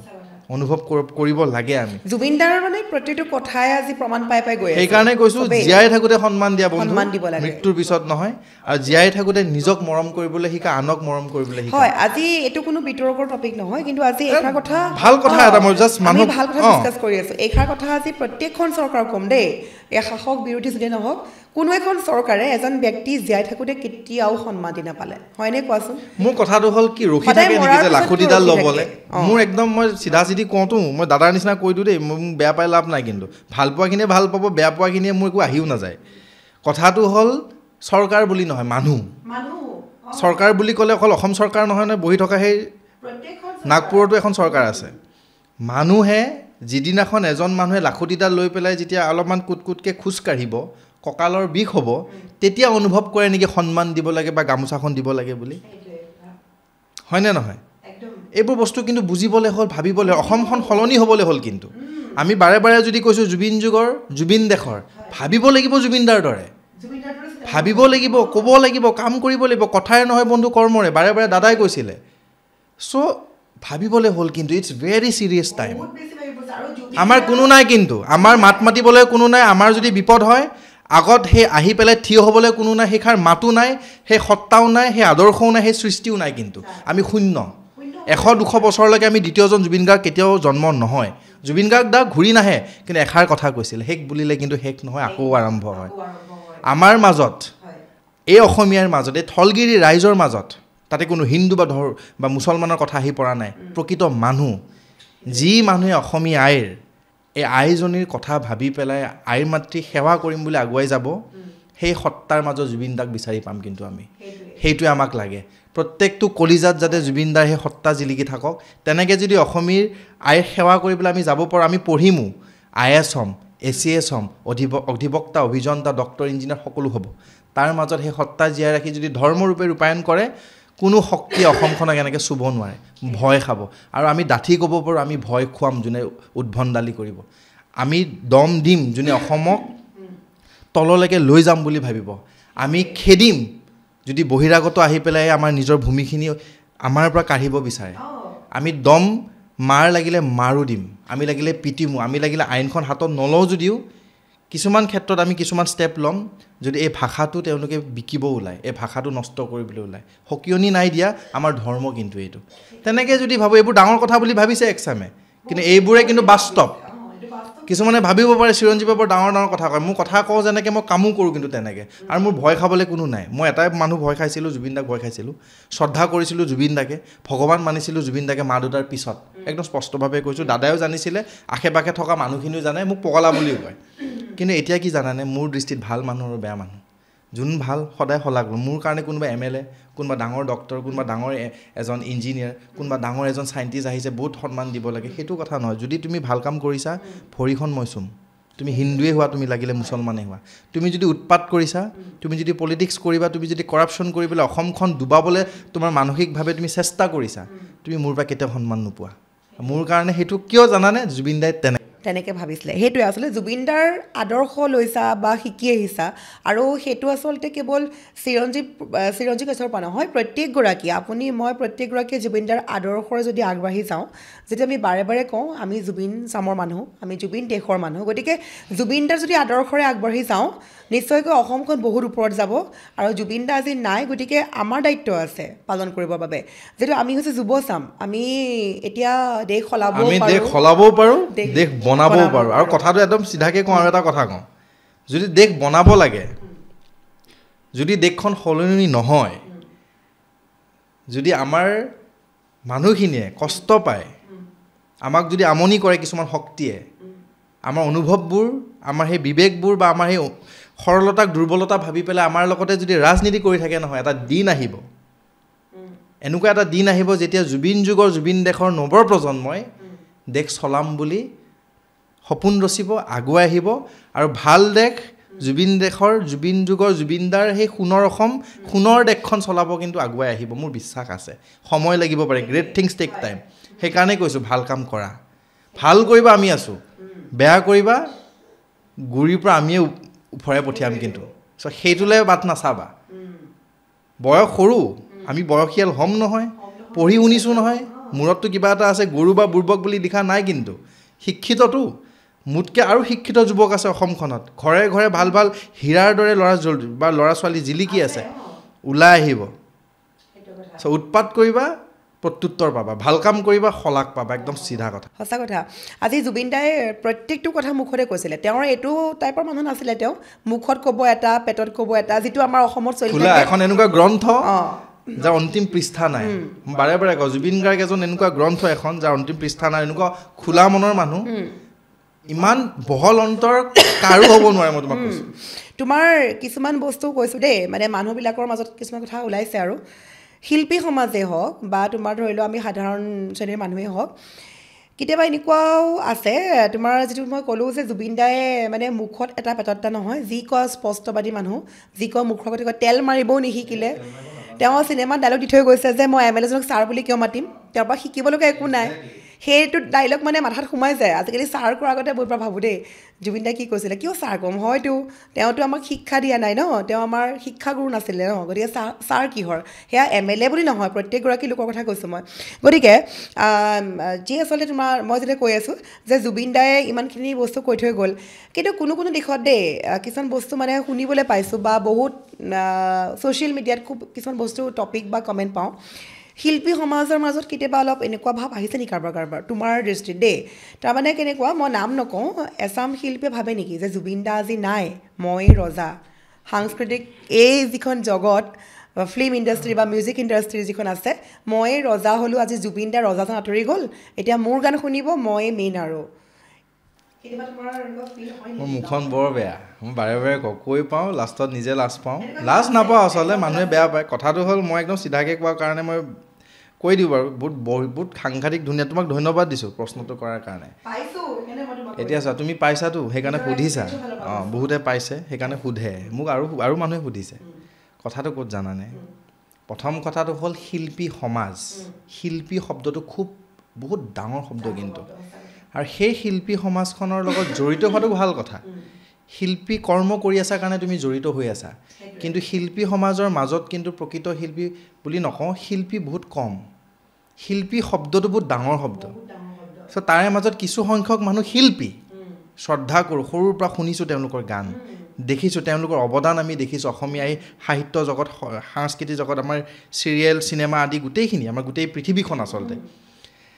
কিন্তু তাৰে মাজত শিল্পী হ'বলৈ প্ৰয়াস কৰি আছে তেনেকৈ তেওঁলোকে যাতে কয় নিজে মই সেইটোৱে বিচাৰোঁ আমি শিল্পী নহয় আমি প্ৰয়াস কৰি আছোঁ যাতে আমি শিল্পকৰ্ম কৰি পেলাই আগুৱাই গৈ পেলাই শিল্পী হ'বলৈ ৰাইজে তোমাক স্বীকৃতি দিব তুমি শিল্পী বুলি তুমি নিজক নক'বা তুমি শিল্পী বুলি কিন্তু মূৰ্খই কয় তাতকৈ ইণ্টাৰেষ্টিং কথা যি মানে শিল্পী বুলি ভাবি নিজকে যদি ভাবে যে মই জুবিন গাৰ্গ হ'লোঁ অসমৰ ইতিহাসত তাতকৈ ডাঙৰ মূৰ্খ কোনো নহয় প্ৰথম কথাটো হ'ল আমি কাকো গণ্যই নকৰোঁ তেখেতৰ স্থান দিবলৈ আমি চবকে নিজৰ এটা সুকীয়া পৰিচয় দি পেলাইহে আমি সন্মান কৰোঁ প্ৰত্যেকজন শিল্পী কলাৰ লগত জড়িত মানুহক আমি সন্মান দিব লাগে কিন্তু অসমীয়া এইটো বুজিব লাগিব সেই হাতে মাটিৰ লগত জড়িত থকা সেই মানুহজন কাঁহ পিতলৰ সেই সৰ্থেবাৰীৰ সেই শিল্পীসকল ছবি অঁকা সেই চিত্ৰশিল্পীজন গান গোৱা কণ্ঠশিল্পীজন সেই ঢোল বাজনজন সেই গীটাৰ বজোৱা সেই শিল্পীজন আচলতে সকলোকে আমি সন্মান দিব লাগে শিল্পী কলাৰ লগত জড়িত কিন্তু যি কণ্ঠশিল্পীয়ে নিজকে ভাবিব মই জুবিন গাৰ্গ হৈ গ'লোঁ সিদিনাখনে তেখেতৰ পতন হয়নে অহংকাৰ কৰিব নালাগে তুমি হোৱা জুবিন দাই সদায় হয় মোক কবি নকৰিবি তহঁতি তই হ দাদাই কৈছে নহয় শেষ বুলিলে শেষ না আকৌ আৰম্ভ কৰা না তোমাক তুমি বুলি আমি পৰিচয় দিম নহয় তেতিয়া জুবিন গাৰ্গ হ'বলৈ কিন্তু সাহস নকৰিবা আৰু সাহস কৰিবলৈ আচলতে তেওঁলোকৰ সেই যোগ্যতা নাইতো আমি গৌৰৱ কৰিব লাগে জুবিন দা আমাৰ দেশৰ আমি জুবিন যুগৰ মানুহ আমাৰ মাজত এজন ভগৱান আছিল আমাৰ গুৰু এজন আছিল আমাৰ গোটেই ইণ্ডাষ্ট্ৰিটো গ্ৰ' কৰিবলৈ যিটো আমাৰ ইঞ্জিন বুলি কয় বা যিটো সত্তা বা যিটো মাত জিখাৰ মাত সেই মানুহজনেই আছিল কিয় মই কৈ আছোঁ জানা এইবোৰ কথা যিজন মানুহে অসমৰ ইতিহাস যদি আমি পাত লুটিয়াওঁ যেতিয়া অসমৰ চলচ্চিত্ৰ জগতৰ প্ৰথমখন চলচ্চিত্ৰ যেতিয়া মুক্তি লাভ কৰিছিলে ভাৰতৰ ৩য় নম্বৰ নে ৪ৰ্থ নম্বৰ আছিলে হয়নে আমি কিমান ৰিচ কিন্তু অসমীয়া জাতিটোৱে যিমান চিনেমা নবনাওঁ কিয় ক'ৰবাত নহয় ক'ৰবাত চৰকাৰীভাৱে আমি সেইখিনি সুবিধা নাপালোঁ সেইকাৰণে জ্যোতিচিত্ৰখন আজিও ইমান ডেভেলপ হোৱা নাই আৰু লাগে হ'বলৈ মই ক্ৰিটিচাইজ কৰা নাই জাষ্ট মই দেখুৱাই দিছোঁ আঙুলিয়াই দিছোঁ কথাবোৰ ইমান পুৰণা আমাৰ হিষ্ট্ৰী তথাপিও অসমীয়া চিনেমা আমি নোচোৱা হ'লোঁ এটা দিনত যেতিয়াৰ পৰা এই যি জুবিন দা বুলি মাতষাৰ বা যেতিয়াৰ পৰা জুবিন দাই ৰাইজক বুজালে চিনেমা কেনেকৈ বনাব লাগে চিনেমা কেনেকৈ চাব লাগে কেনেকৈ ৰিস্ক ল'ব লাগে চিনেমা এখন বনাবলৈ ইমান কোটি কোটি টকা ৰাইজেতো চালে ন সেই মানুহজনে কিন্তু যিটো সপোন ৰচিছিলে সেই মানুহজনে অসমীয়া চিনেমাৰ যিটো সপোনত দেখিছিলে অসমীয়া চিনেমা এনেকৈ এদিন চলিব অসমখনত কৈ আছিলে জীৱিত কালত মৃত্যু হ'ল দাদা কাইটভাৱে নোহোৱা হ'ল অসমখন আমি ভাঙি চিঙি চুৰমাৰ হৈ গ'লোঁ ক'ৰবাত নহয় ক'ৰবাত এনেকুৱা অনুভৱ হয় সৰগৰ পৰা আমি ৰৈ ৰৈ বিনাল এখন পালোঁনে সেই পৰ্দাখনত জুবিন দাক দেখিলোঁনে সেই বলিষ্ঠ কণ্ঠ সেই ব্যক্তিত্ব দেখিলোঁনে 4:25 যেতিয়া মুকলি হৈছিলে বা গেটখন খুলিছিলে সেই মেট্ৰিক চিনেমা হলটো সেইটো ইতিহাস সেইজন জুবিন গাৰ্গ আছিল সেইটোৱেতো যিজন মানুহে জীৱিত কালত নোৱাৰিলে কৰিবলৈ আজি 32 নে 33 কোটি টকা তুমি জাগিৰোডৰ হলটো চোৱা বন্ধ হলটো মই সেইটোৱে কৈ আছোঁ হোৱা নাই কি নাই হোৱা যিজন মানুহে চিনেমাখনৰ কাৰণে বা চিনেমাৰ কাৰণে যুঁজিলে আজি মানুহজন নোহোৱা হৈ যোৱাৰ পিছত কিন্তু দেখুৱাই থৈ গ'ল কৰি থৈ গ'ল বুজাই থৈ গ'ল কিন্তু তাতে এটা কথা জুবিন দাতে কিন্তু শেষ হ'ব নালাগে আহিবলগীয়া চলচ্চিত্ৰসমূহ এনেকৈ যাতে ৰাইজে আঁকোৱালি লয় আহিবলগীয়া বহুত ভাল ভাল ডাইৰেক্টৰ আছে ভাল ভাল স্ক্ৰিপ্ট ৰাইটাৰ আছে ভাল ভাল এক্টৰ আছে আৰ্টিষ্ট আচলতে আমি শিল্পী আমি গোটেই এণ্টায়াৰ টিম সেই স্পট বয়জনলৈকে আমি ভাবিব লাগেতো অকল ডাইৰেক্টৰ বা আমাৰ এক্টৰ এক্ট্ৰেছক গুৰুত্ব নহয়তো স্পট বয়জনৰো এটা নিজস্বতা এটা আছে নিজৰ এটা আত্মসন্মান এটা আছে তেখেতৰ এটা গুৰুত্বপূৰ্ণ এটা কাম এটা তেওঁলোকেও কৰি থাকে হয়নে চ' ভৱিষ্যতলৈকে আহিবলগীয়া চিনেমাও যাতে অসমীয়া ৰাইজে তেনেকৈ চাই কিয় চাব লাগে কৈছোঁ জানেনে জুবিন দাক জীয়াই ৰাখিবলৈ হ'লে জুবিন দাক যদি জীয়াই ৰাখিবলৈ হয় চিনেমাও আমি চাব লাগিব আৰু এইখন যিটো আমাৰ ফিল্ম ফেটাৰ্নিটি বা যিখন আমাৰ বৰ্ড তেওঁলোকে যাতে ভাল চিনেমা বেয়া চিনেমা নিৰ্ধাৰণ কৰি পেলাই ভালকৈ যাতে এপ্ৰুভ কৰি পেলাই আগুৱাই লৈ যায় আৰু সহায় কৰে মই শুনিছোঁ কিছুমানে বোলে সহায় কৰিব নোখোজে মই নাম কৈ দিব পাৰোঁ দেই ভাল ভাল বিভাগত ভাল ভাল চকীত বহি আছে সিহঁতি অসমীয়া ল'ৰা অসমীয়া মানুহ আমাতকৈ ডাঙৰ মানুহ চ' তেওঁলোকে বোলে কয় যে মোৰ হাতত বাজেট নাই তেওঁলোকে বোলে কয় এইটো এনেকৈ নহ'ব আচলতে সেনেকৈ নহয় তোমালোকে মিলি পেলাই ছিষ্টেমত আছা ছিষ্টেমটো গঢ়ি আছা সেই ছিষ্টেমটোত এওঁলোককো ইনভলভ কৰি পেলাই ভাল ছিষ্টেম গঢ়ি পেলাই অসমীয়া চিনেমা উচ্চ মানদণ্ডত লৈ গৈ পেলাই ৰিলিজ দিয়া না এনেই মানুহে চাব প্ৰমোশ্যন কৰা পষ্ট প্ৰডাকশ্যনৰ কাম বহুত থাকে সেই পষ্ট প্ৰডাকশ্যনত গুৰুত্ব দিয়া চিনেমা হল বনোৱা চৰকাৰীভাৱে চিনেমা হল বনোৱা আপত্তি নাই নহয় মানুহে চাব আৰু এই কাৰণে চাব মই বাৰে বাৰে কৈছোঁ জুবিন দাৰ কাৰণে চাব জুবিন দাই বিচাৰিছিলে যে এইখিনি কথা পাতিলে আমাৰ শেষ নহ'ব কিন্তু মোৰ বিশ্বাস অসম চৰকাৰখনৰ প্ৰতি আস্থা আৰু বিশ্বাস আছে চিনেমা জগতখনৰ চলচ্চিত্ৰ জগতখনৰ বাবে তেওঁলোকে ভাবিব বিভিন্ন জেগাত হল স্থাপন হ'ব আল্টিমেটলি টেক্সটো তেওঁলোকে পায় ৰয়েলিটি তেওঁলোকে পাব অসমীয়া যুৱক অসমীয়া যুৱচাম অসমীয়াৰ এই শিল্পীসকল উৎসাহিত হ'ব আমি কাম কৰিবলৈ সাহস গোটাম যে চিনেমা বনাম আৰু এইটো এটা ইণ্ডাষ্ট্ৰী কিয় দিছোঁ কাৰণ বেপাৰ হয় আৰু ভাল বেপাৰ এইটো বেয়া বেপাৰ নহয় চিনেমা এখন বনাইছে ভাল বস্তু দেখুৱাইছে ৰাইজক শিল্পী কলা প্ৰস্তুত কৰি পেলাই তেওঁলোকে নিজৰ এই কি বুলি ক'ম এই টেলেণ্টটো এক্সপ্ৰেছ কৰিছে টেলেণ্টটো দেখুৱাইছে ভাল কথা দুপইচা পাইছে অসমীয়া ল'ৰাই পাইছে দুপইচা পাইছে নিজৰ অসমীয়া ঘৰত গৈছে সেই আইজনীয়ে এমুঠি ভাত পাইছে হয়নে নহয় এনেকৈ চাওক জুবিনদাৰ দৃষ্টিৰে চাওক না জুবিনদাৰ দৃষ্টিৰে চাওক অসম এনেই সোণৰ অসম হ'ল একদম আৰু তোমাৰ আচলতে হয় আমি যিবোৰ কথা পাতি আছোঁ আজি দিয়াচোন মানে এইবিলাক সদায় বাস্তৱ হোৱাটো খুবেই বিচাৰিছোঁ যিবোৰ কথা আমি ঠিকেই কওঁ কথা বহুতে কয় কথা ময়ো কওঁ কথা আমি চবেই কওঁ কথাটো হ'ল আমি যেনেকৈ কওঁ আমি ভাবি পেলাই কওঁ কিছুমানে কয় দেখুৱাবৰ কাৰণে চিধা কৈছোঁ কিছুমানে দেখুৱাবলৈ কয় কিছুমানে নিজকে সেই চকীখনত বহি পেলাই এনেকুৱা দেখুৱাই মই বিৰাট ভালৰো ভাল মোতকৈ আৰু সাধা মানুহ নাই মই বিৰাট ভাল মই তোমালোকৰ কাৰণে ভৱিষ্যতলৈকে তোমালোকৰ কাৰণে কাম কৰিম কিন্তু যেতিয়া ছিষ্টেমটোত সোমাই যায় যেতিয়া দুপইচা পকেটত সোমাই যায় আচলতে তেওঁলোক আপোন পাহৰা হৈ যায় সঁচা কথা পুঠি মাছে পানী পালে যেনেকৈ ফটফৰাই থাকে তেনেকুৱা হৈ যায় তাৰপিছত আল্টিমেটলি অসমখন অধপতনে গ'ল কিন্তু তেওঁলোকৰ গাড়ী চলি থাকে তেওঁলোকৰ ঘৰত ভাত চলি থাকে কিন্তু এই দুখীয়াখিনিয়ে সেইটোৱে কথা তুমি চাবাচোন তুমি যেতিয়া কাৰোবাৰ বাইট দিয়া যেতিয়া ভাৰতটো খুব মানুহে চায় বা ভিউৱাৰ্ছে আকোৱালি লয় বহুতে ট্ৰল দিয়ে দেখিছা তাতে কিছুমান এনেকুৱা কমেণ্টো পাইছোঁ দেই দৰ্শকসকল তেওঁক লৈ তোমাক বহুতে সোধে যে তুমি বোলে পলিটিকেল পাৰ্টিত জইন কৰাৰ কাৰণে এটা প্লেনিং কৰিছা বা বহুতে কয় হা তুমি তাৰমানে সেইকাৰণে আজি মুখ খুলিছা নেকি এনেকৈ বহুতে কৈ আছে যে চিৰঞ্জীৱ যাব নেকি বিজেপি হওক কংগ্ৰেছ আচলতে ভাবাটো ডাঙৰ কথা কিন্তু যদি এইষাৰ কথা বা এই মাতষাৰ বা এই ব্যক্তিত্বটো যদি তেওঁলোকৰ দৃষ্টিত ক'ৰবাত ৰাজনীতিবিদ যেন দেখিছে সেইটো ভাল কথা কিন্তু মই কেতিয়াও নাযাওঁ কিয় নাযাওঁ মই ক'ম বাৰু তুমি আজি এযোৰ বগা পোচাক পিন্ধি আহিছা তুমি জানা কিন্তু সেইকাৰণে মই কৈ লৈছোঁ কিন্তু আজি তেওঁ এযোৰ খুব সুন্দৰ বগা পোচাক পিন্ধি আহিছে জুবিন দাৰ সমাধিলৈ গৈছিলে প্ৰত্যেকটো শুক্ৰবাৰে তেওঁ যায় জুবিন দাৰ বাবে গতিকে জুবিন দাৰ বাবে সেয়া সন্মান যাচি এই বগা পোচাকযোৰ পিন্ধি আহিছা গতিকে এই বগা পোচাকযোৰত আচলতে মই তোমাক আজি প্ৰশ্ন এইকাৰণে সুধিলোঁ দৰ্শকৰ প্ৰশ্ন দেই তাত চিৰঞ্জীৱ কাশ্যপ কোনোবা এটা দিশত আচলতে এই বগা পোচাকযোৰ নেতাৰ দিশলৈ গতি কৰিব নেকি নেতাই পিন্ধা পোচাক প্ৰত্যেকজন অসমবাসীৰ মোৰ আই মাতৃ তথা মোৰ দেউতাৰ বয়সৰ মোৰ মাৰ বয়সৰ মোৰ ভাইটি ভণ্টি আদি সকলো আচলতে আপোন মানুহখিনিক মই কৈছোঁ অসমখন মোৰ নিজৰ অসমখন মই খুব ভাল পাওঁ অসমীয়া ভাষা ভাল পাওঁ অসমীয়া সাহিত্য সংস্কৃতি ভাল পাওঁ এই অন্তৰত এই তেজৰ হিৰে হিৰে জুবিন গাৰ্গৰ সত্তা জুবিন দাৰ সৃষ্টি অসমীয়া আইৰ সকলোখিনি আচলতে মোৰ অন্তৰখনত আছে একদম স্পষ্টভাৱে কৈছোঁ এই বগা পোচাকযোৰত যাতে কলা দাগ কোনো দিব নোখোজে সকিয়নি এতিয়াই দিছোঁ কোনো যাতে মোক ফোন কৰি পেলাই অনুৰোধ নকৰে তুমি এই দলটো জইন কৰা বুলি আহিছে তেনেকুৱা কথা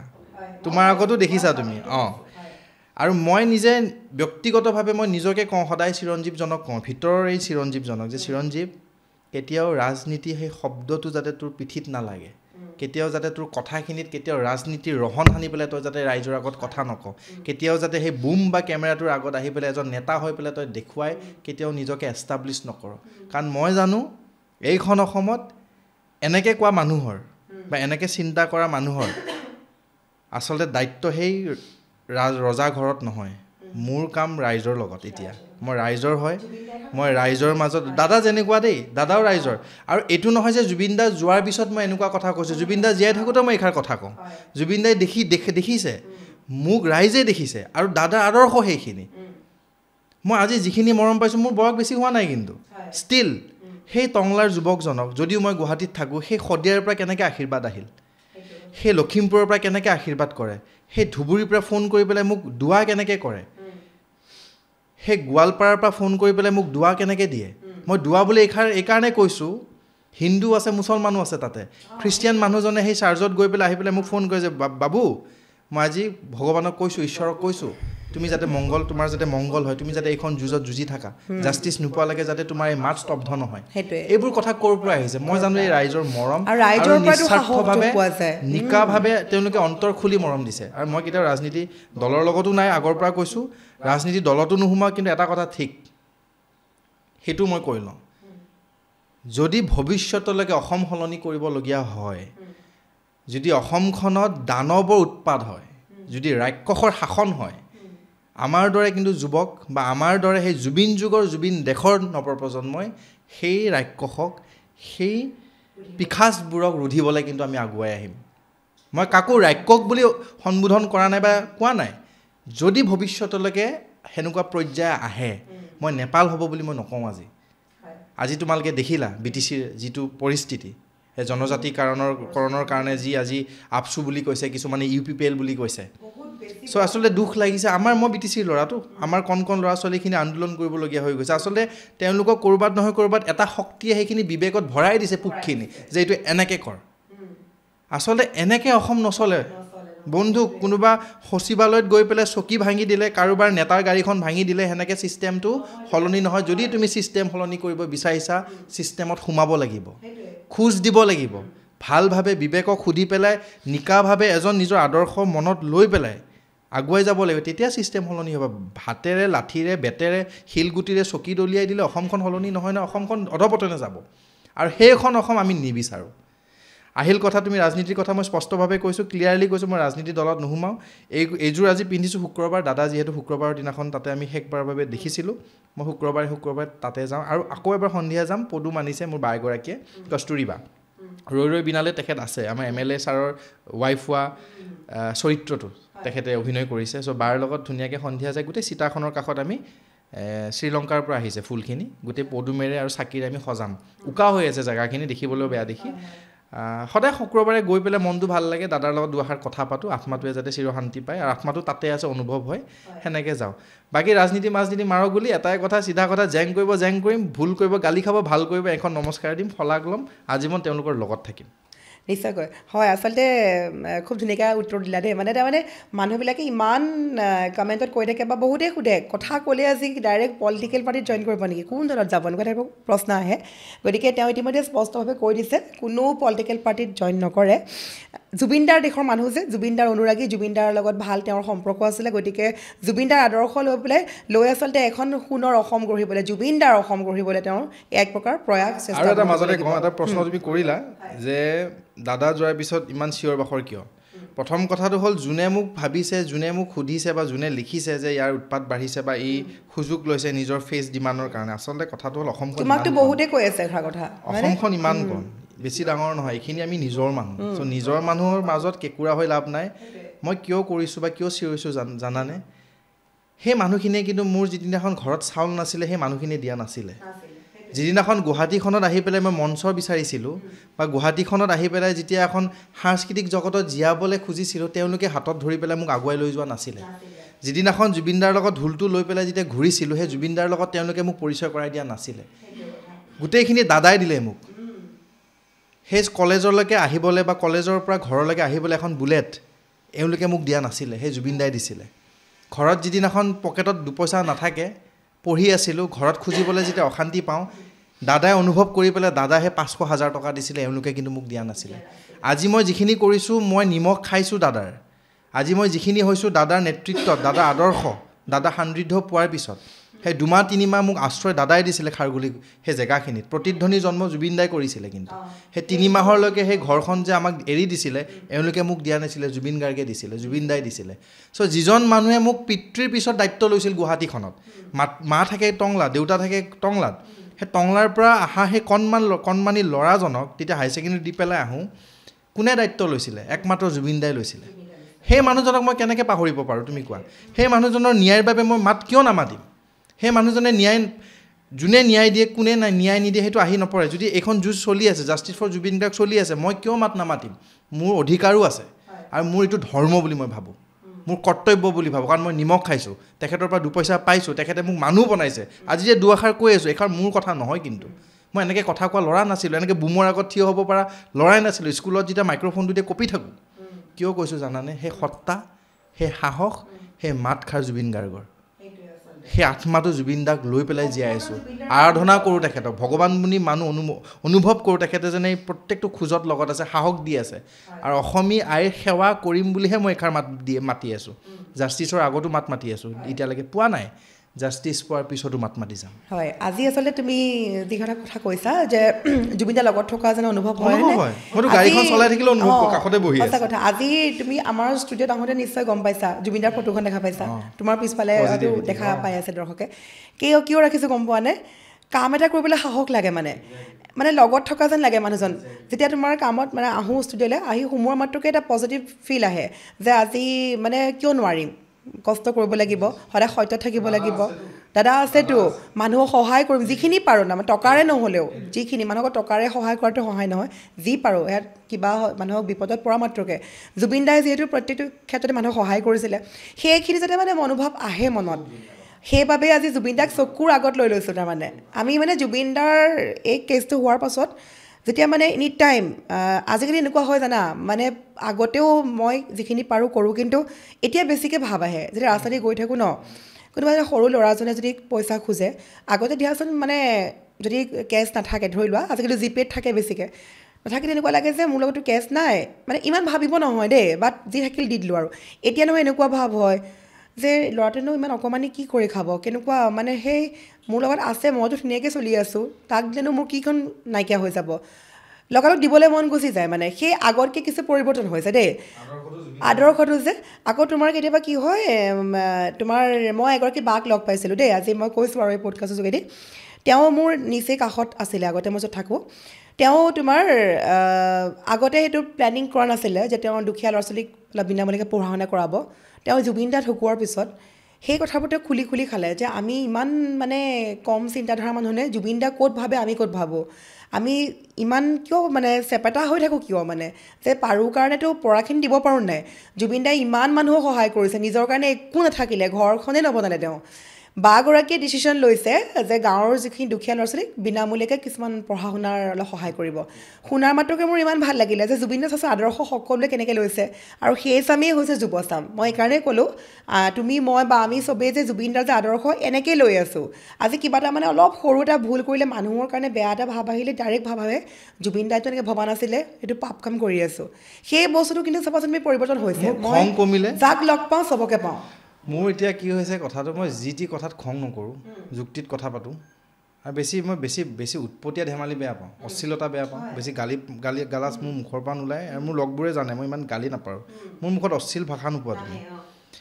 তাৰোপৰি মানে ভাল মানুহ বেয়া মানুহে নিৰ্ধাৰণ কৰোঁ বাকী মোৰ এই খং আচলতে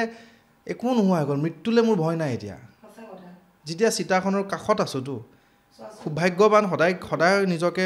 ভগৱানজনক আচলতে ধন্যবাদ দিওঁ যেতিয়া চাঙিখন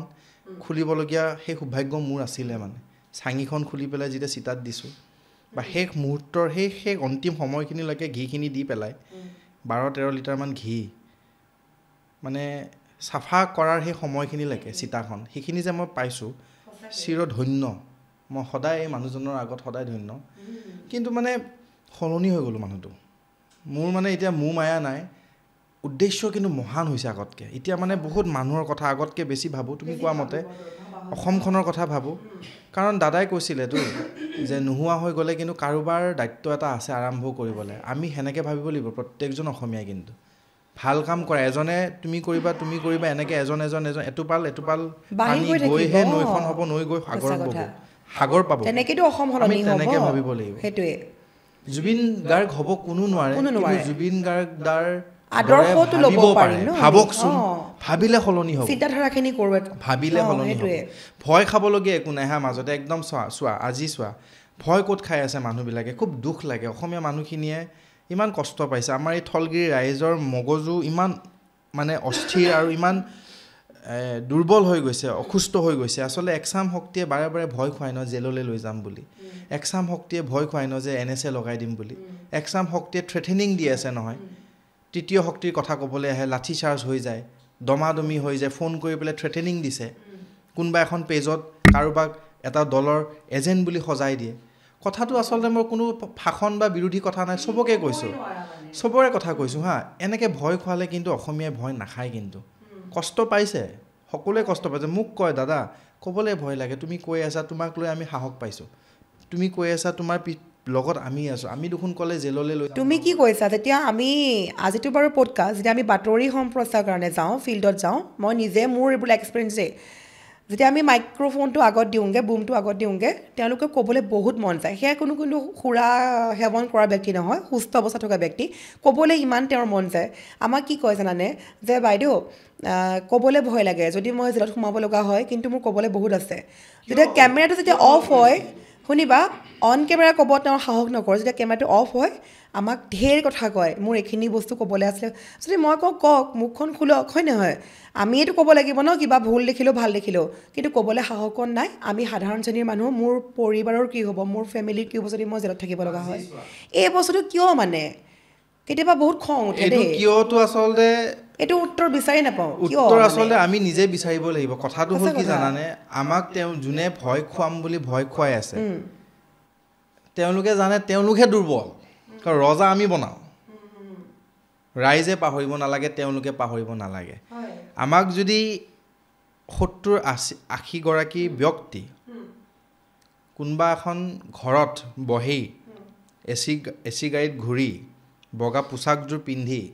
12-15টা PSO লৈ ৰাজ্যখন চলাই আছে কোনে দিলে সেইখিনি স্থান তেওঁলোকক বহিবলৈ আমি দিছোঁ আমি ভোট দিছোঁ কাৰণে তুমি ৰজা হৈছা ৰজা বুলি ক'বলৈ হৈছা আমি ৰজা বুলি নামানো আমি মৰমৰ আমাৰে নিজৰ বুলি ভাবোঁ আমি সম্বোধন কৰোঁ এটা নামেৰে আমি সন্মান যাচোঁ আপুনি অসমীয়া আমিও অসমীয়া আমি বিচাৰিছোঁ অসমখন আপোনালোকে সলনি কৰিব আমি বিশ্বাস আছে আপোনালোকৰ প্ৰতি আমি যদি এইখিনি মাতোতে মই বাৰে বাৰে কোৱা নাই জানো জাষ্টিছ ফৰ জুবিন গাৰ্গ লিখোঁতে যদি মই দোষী বা আমি দোষী তেন্তে আমি অপৰাধ কৰিছোঁ আপোনালোকে যদি আমাক NSA লৈ যাম বুলি কৈ আছে পাহৰি কেনেকৈ গ'ল যে সংবিধানখনে আমাক এইখিনি অধিকাৰ দিছে কথা ক'বলৈ আৰু আজি আমি কি ভাষা কৈ আছোঁ আমাক ন্যায় লাগে আমি কোনোবা এজন ব্যক্তিৰ মূৰ ফুটালোঁ কোনোবা এজন ব্যক্তিক আমি কোবাই পেলাই ভৰি ভাঙিলোঁ কাৰোবাক গুলিয়াই পেলাই মাৰিলোঁ নাই মাৰা কোব খালোঁ আমি বাক্সাত কি হ'ল পাহৰি কেনেকৈ গ'ল কোনজন বিষয়াৰ পুতেকে আজি বাপেকজন দেউতাকৰ অৱস্থা খুবেই বেয়া অৱস্থা একো বেয়া হোৱা নাই চৰকাৰখনে বা কোনোবাখনে তেওঁলোকক কিবা এটা ওলাই কৰবাৰ পৰা ভাল দিশতে তেওঁলোকে থাকিব কিন্তু লাজ লাগিছে অসমীয়া হৈ পেলাই তেওঁলোকে অসমীয়াৰ গাত পুতেকজনে আচলতে লাঠিচাৰ্জ কৰিছিলে কিয় হ'ল তুমি নিজে ভাবাচোন সমাধি তুমি চোৱা আমি এয়াৰপৰ্টৰ পৰা দাদাক আনিলোঁ ঘৰলৈকে কিমান অগণন সমুদ্ৰ জনসমুদ্ৰ জীৱনত আৰু অসম বিশ্বৰ দ্বিতীয়টো ৰেকৰ্ড কোনো অসমীয়া সেইটো সন্মান নাপায় কিন্তু আমি তাৰ পৰা কলোগত আমাৰ সৰু সজাইৰ পৰা আকৌ আমি মৰকলৈকে লৈ গ'লোঁ GMCৰ পৰা আকৌ সৰু সজাইলৈকে আনিলোঁ সৰু সজাইৰ পৰা আকৌ আমি সমাধিলৈকে আনিলোঁ এজন ইণ্ডিভিজুৱেল ল'ৰা বা যুৱতী বা পুৰুষ বা মহিলাৰ হাত এখন নাভাঙি নোম এডাল নলৰিল বৰষুণত তিতিছে হা তাতে কিয় হৈছিলে জানা উৎপাত সেই বাক্সাত কাৰণ তাতে জুবিন গাৰ্গ নহয় তাতে সেই পিখাচ কেইজনক লৈ গৈছিলে তাতে তুমি বা মই আমি সকলোৱে হয়তো পিটিলোহেঁতেন বা পালে কাণটোলে চৰ এটা দিলোহেঁতেন হয়তো কাটিলোহেঁতেন কিন্তু সকলোৰে বিবেক সমান নহয় মোৰ বিবেকে সেইখিনি নকয় যে চিৰঞ্জীৱ আইন হাতত নল'বি মোক বাৰে বাৰে কয় কিছুমানৰ বিবেক নাথাকে সকলো উতলি আছে টেকুৰা জুইত একদম মানে বুকুখনত তেওঁলোকে আমিহে গম পাইছোঁ আমি হেৰুৱালোঁ কাক তাতে সেইখন গাড়ী দেখিলে স্বাভাৱিক চেণ্ডেল দলিয়াই দিয়া শিল দলিয়াই দিয়া কিন্তু তুমি এজন অসমীয়া পুত্ৰ তোমাৰ তাত অসমীয়াৰ তেজ আছে তুমি এনেকৈ হাতখন কিয় উঠালা তুমিতো বুজিছিলা যে এওঁলোকে দেখোন জাষ্টিছৰ নামে মাত মাতি আছে ক'ব গ'লে বহুত কথা আচলতে এনেকুৱা দুনাই যাতে অসমখনত নহয় মই ক'লোঁ ন সন্মান কৰোঁ শ্ৰদ্ধা কৰোঁ আস্থা আছে ক'ৰবাত নহয় ক'ৰবাত এইটো আঙুলিৰে ময়ো তেওঁলোকক ভোট দি পেলাই জিকালোঁ আমি বিশ্বাস কৰোঁ আমি সম্বোধন কৰোঁ মামা বুলি কিন্তু সৰলতাক দুৰ্বলতা বুলি ভাবিব নালাগে আমি বিশ্বাস এতিয়াও আছে আপোনালোকে জাষ্টিছ দিব বিশ্বাস আছে সোণৰ অসম ৰচিব গঢ়িব কিন্তু এতিয়া যিবোৰ কৰিব ভাবি চিন্তি কৰিব এতিয়া যিবোৰ কৰিব এই অসমীয়া এই ল'ৰা ছোৱালীখিনিৰ কথা ভাবিব সেই দুখীয়াখিনিৰ কথা ভাবিব মানুহখিনিৰ কথা ভাবিব বহুতখিনিতে ৰাজনীতিৰ কথা মই কৈ দিব পাৰোঁ তেলৰ কথা কৈ দিব পাৰোঁ দালিৰ কথা কৈ দিব পাৰোঁ চেনীৰ কথা কৈ দিব পাৰোঁ চাকৰি দিছে বা লৈছে হাৰে আমি ভাল পাইছোঁ তুমি চাকৰি নিদিলে কোনে দিবা মই দিম নেকি চাকৰি কিন্তু মই কি বিচাৰোঁ আমি কি বিচাৰোঁ আজি 8,000 ল'ৰা ছোৱালী চাকৰি পাইছে ক'ৰবাত 10,000 পাইছে ক'ৰবাত 12,000 পাইছে অসমখনত কোটি কোটি ল'ৰা ছোৱালী নিবনুৱা হৈ আছে আৰু চাকৰি দিয়ক তুমি দিবা ন চাকৰি আপুনি দিব চাকৰি আমি বিচাৰোঁ আপুনি চাকৰি দিয়াটো আমি গালি নাপাৰোঁ তাত ভাল কাম কৰিবা শলাগ ল'ম মই বাৰে বাৰে কৈছোঁ ভুল কৰিবা গালি খাবা চাকৰি দিব লাগিব ল'ৰাখিনিক সংস্থাপন দিব লাগিব দেশত ভাল কোম্পানীবিলাক যেনেকৈ বাহিৰৰ পৰা আহিছে অহাটো বেয়া নাপাওঁ কিন্তু তাৰে যাতে 90% অসমীয়া যুৱকে যাতে সংস্থাপন পায় আজি IT ছেক্টৰ এটা লাগে মোৰ লগৰ ল'ৰা ছোৱালী MD হৈ আছে MBA কৰি পেলাই বোম্বেত আছে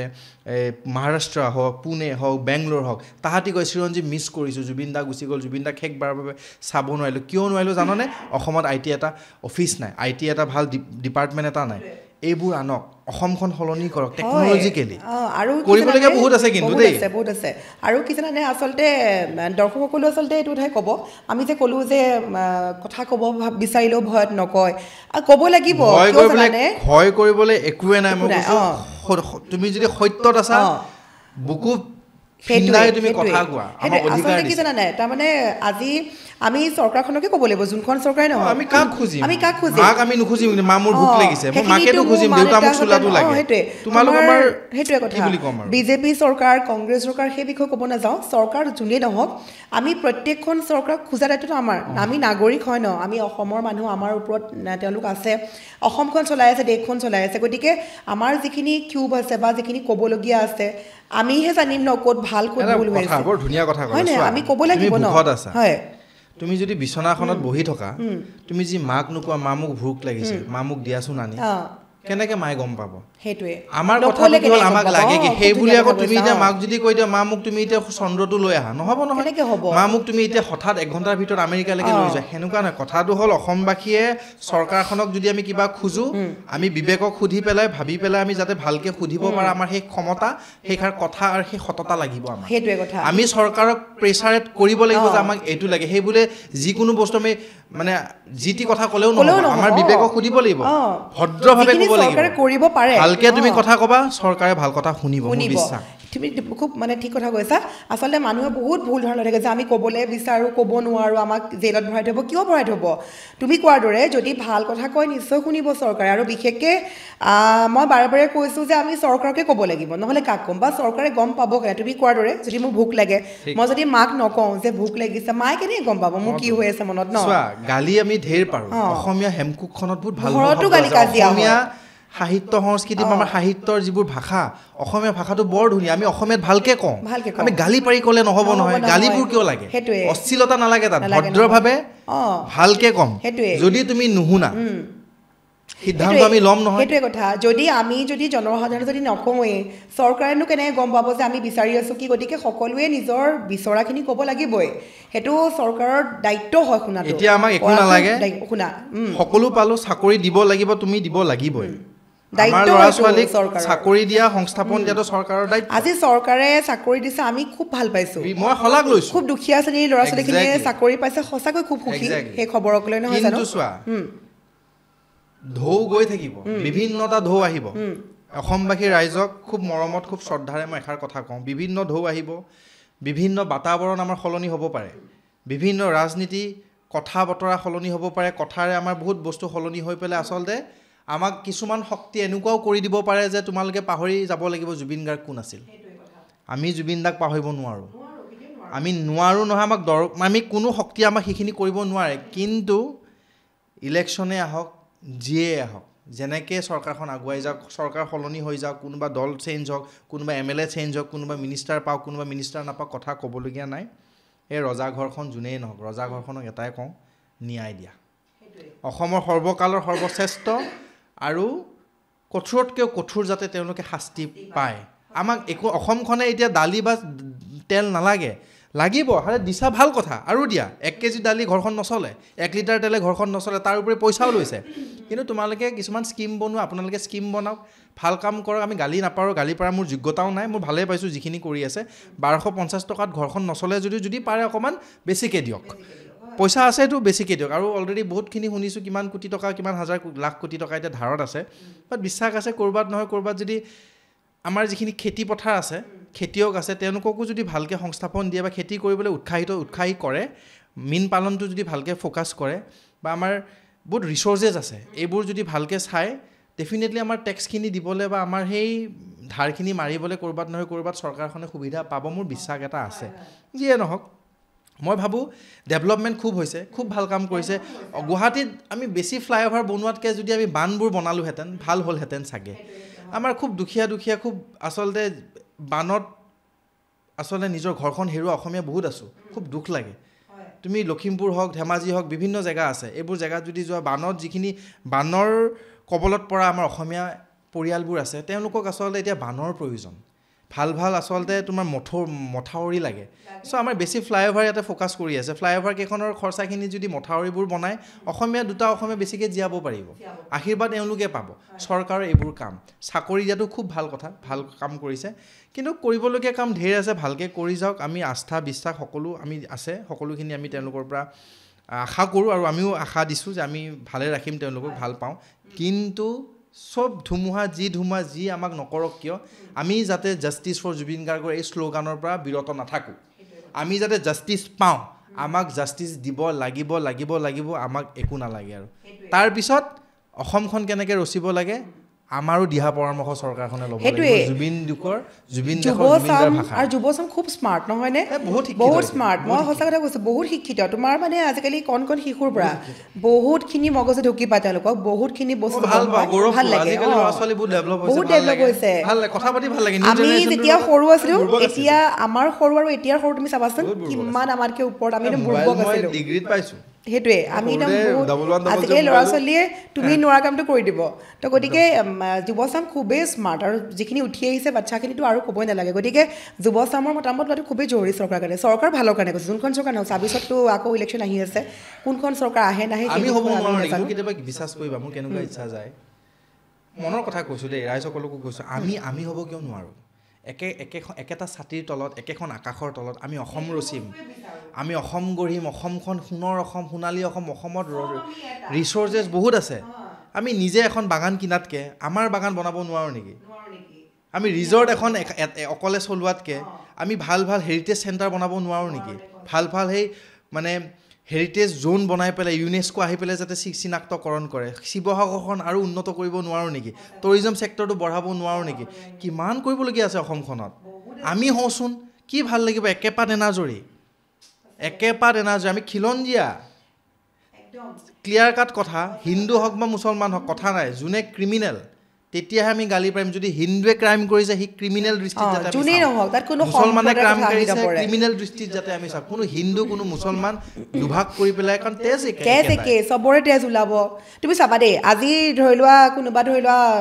নাৰ্ছিং হোমত পৰি আছে এইবোৰ কথা ক'লে মোক বেয়া পায় কোনোবা ধৰি নাৰ্ছিং হোমত পৰি আছে তেতিয়া ব্লাডৰ প্ৰয়োজন হয় এটা সৰু উদাহৰণ আৰু সেই ব্লাডকণ লোৱাৰ সময়ত আমাৰ কেনেকুৱা হয় মোৰ দেউতা বা মোৰ মা বা মোৰ আত্মীয় স্বজন একদম অৱস্থা বেয়া মোক তেজ লাগে কাৰ তেজ কিন্তু চাবলৈ সেইটো সময়ত সময় নাই মুছলমানৰ তেজ নেকি হিন্দুৰ তেজ নেকি খ্ৰীষ্টিয়ানৰ নেকি নুসুধে মাত্ৰ মানুহজন বাচিব লাগে হয় নহয় সেইটোৱে কৈছোঁ মানুহৰ তেজ একে হয়নে আমাৰ মনত একচাম শ্ৰেণীৰ লোকে ইমান আজিকালি ধৰ্মক লৈ বাপৰে মানুহে এটা এনেকুৱা ভাইৰাছ সোমাই দিলে সঁচা কথা আৰু অসম বুলি নহয় ভাৰতৰ আটাইতকৈ যদি কৰ্কট ৰোগতকৈ যদি বেয়া বেমাৰ আছে এনেকুৱা এটা বেমাৰ যাৰ আচলতে ঔষধ আমাৰ এতিয়াও নাই ঔষধ আছে কেনেকুৱা ঔষধ আছে জানানে বিবেকটোৱে ঔষধ বিবেকে নিজে ভাবিব লাগিব আৰু সেই বেমাৰটো হৈছে হিন্দু আৰু মুছলমান তুমি কি কৈছা সেইদিনাখন মই মীৰা বাইদেউৰ যিটো পডকাষ্ট হৈ গৈছিলে তেওঁৰ কথাও মই কথা কৈছোঁ সেইদিনাখন জুবিন দা তালৈ গৈছিলোঁ যোৱা সোমবাৰে গৈছিলোঁ মৰ্ণিং ভাগত যাওঁতে তোমাৰ ৰঙিয়াৰ পৰা মুছলমান সম্প্ৰদায়ৰ লোকসকল আহিছে খুব ধুনীয়াকৈ তেওঁলোকে দোৱা কৰিছে জুবিন দাৰ কাৰণে আমাৰ কেমেৰাত যেতিয়া মই সুধিব গ'লোঁ ক'ৰ পৰা আহিছে তেওঁলোকে মায়াবিনীটো গাইছে খুব ভাল লাগিলে তাৰপৰা তেওঁলোকে মায়াবিনী গাই থকাৰ সময়তে মানে এইফালৰ পৰা হিন্দু মহিলাসকল আহিছিলে নাম গাই গোপিনীসকল আহিছিলে আহোঁতে তেওঁলোকেও সমানে থিয় হৈ দিলে মায়াবিনীটো গালে সকলো থিয় হৈ খুব ধুনীয়া পৰিৱেশ দেই তাৰ পাছতে হিন্দুসকলে আৰম্ভ কৰিলে জিকিৰ ইমান ধুনীয়া এটা পৰিৱেশ তুমি মানে কি কৈছা মই চাইছোঁ মই সেইবাৰ মই অন কেমেৰা নাই দেই মই বেকৰ পৰা চাই আছোঁ মই কৈছোঁ মোৰ লগত সতীৰ্থগৰাকীক যে চোৱা নাই ইমান ভাল লাগিছে তেওঁলোকে নাম গাব আহিছিলে গোপিনী হয় হিন্দু ধৰ্মৰ নাম গাব আহিছিলে আৰু এইফালে তেওঁলোক মুছলমান সম্প্ৰদায়ৰ লোক একেলগে থিয় হৈ সেইখনে অসম কিন্তু সেইখনে জিকিৰ গাইছে হা সেই সময় নাভাবিলে কিন্তু সেইটো জেগা দেখা পাইছোঁ তুমি ঠিক কথা কৈছা বাৰে বাৰে কোৱা নাই মানে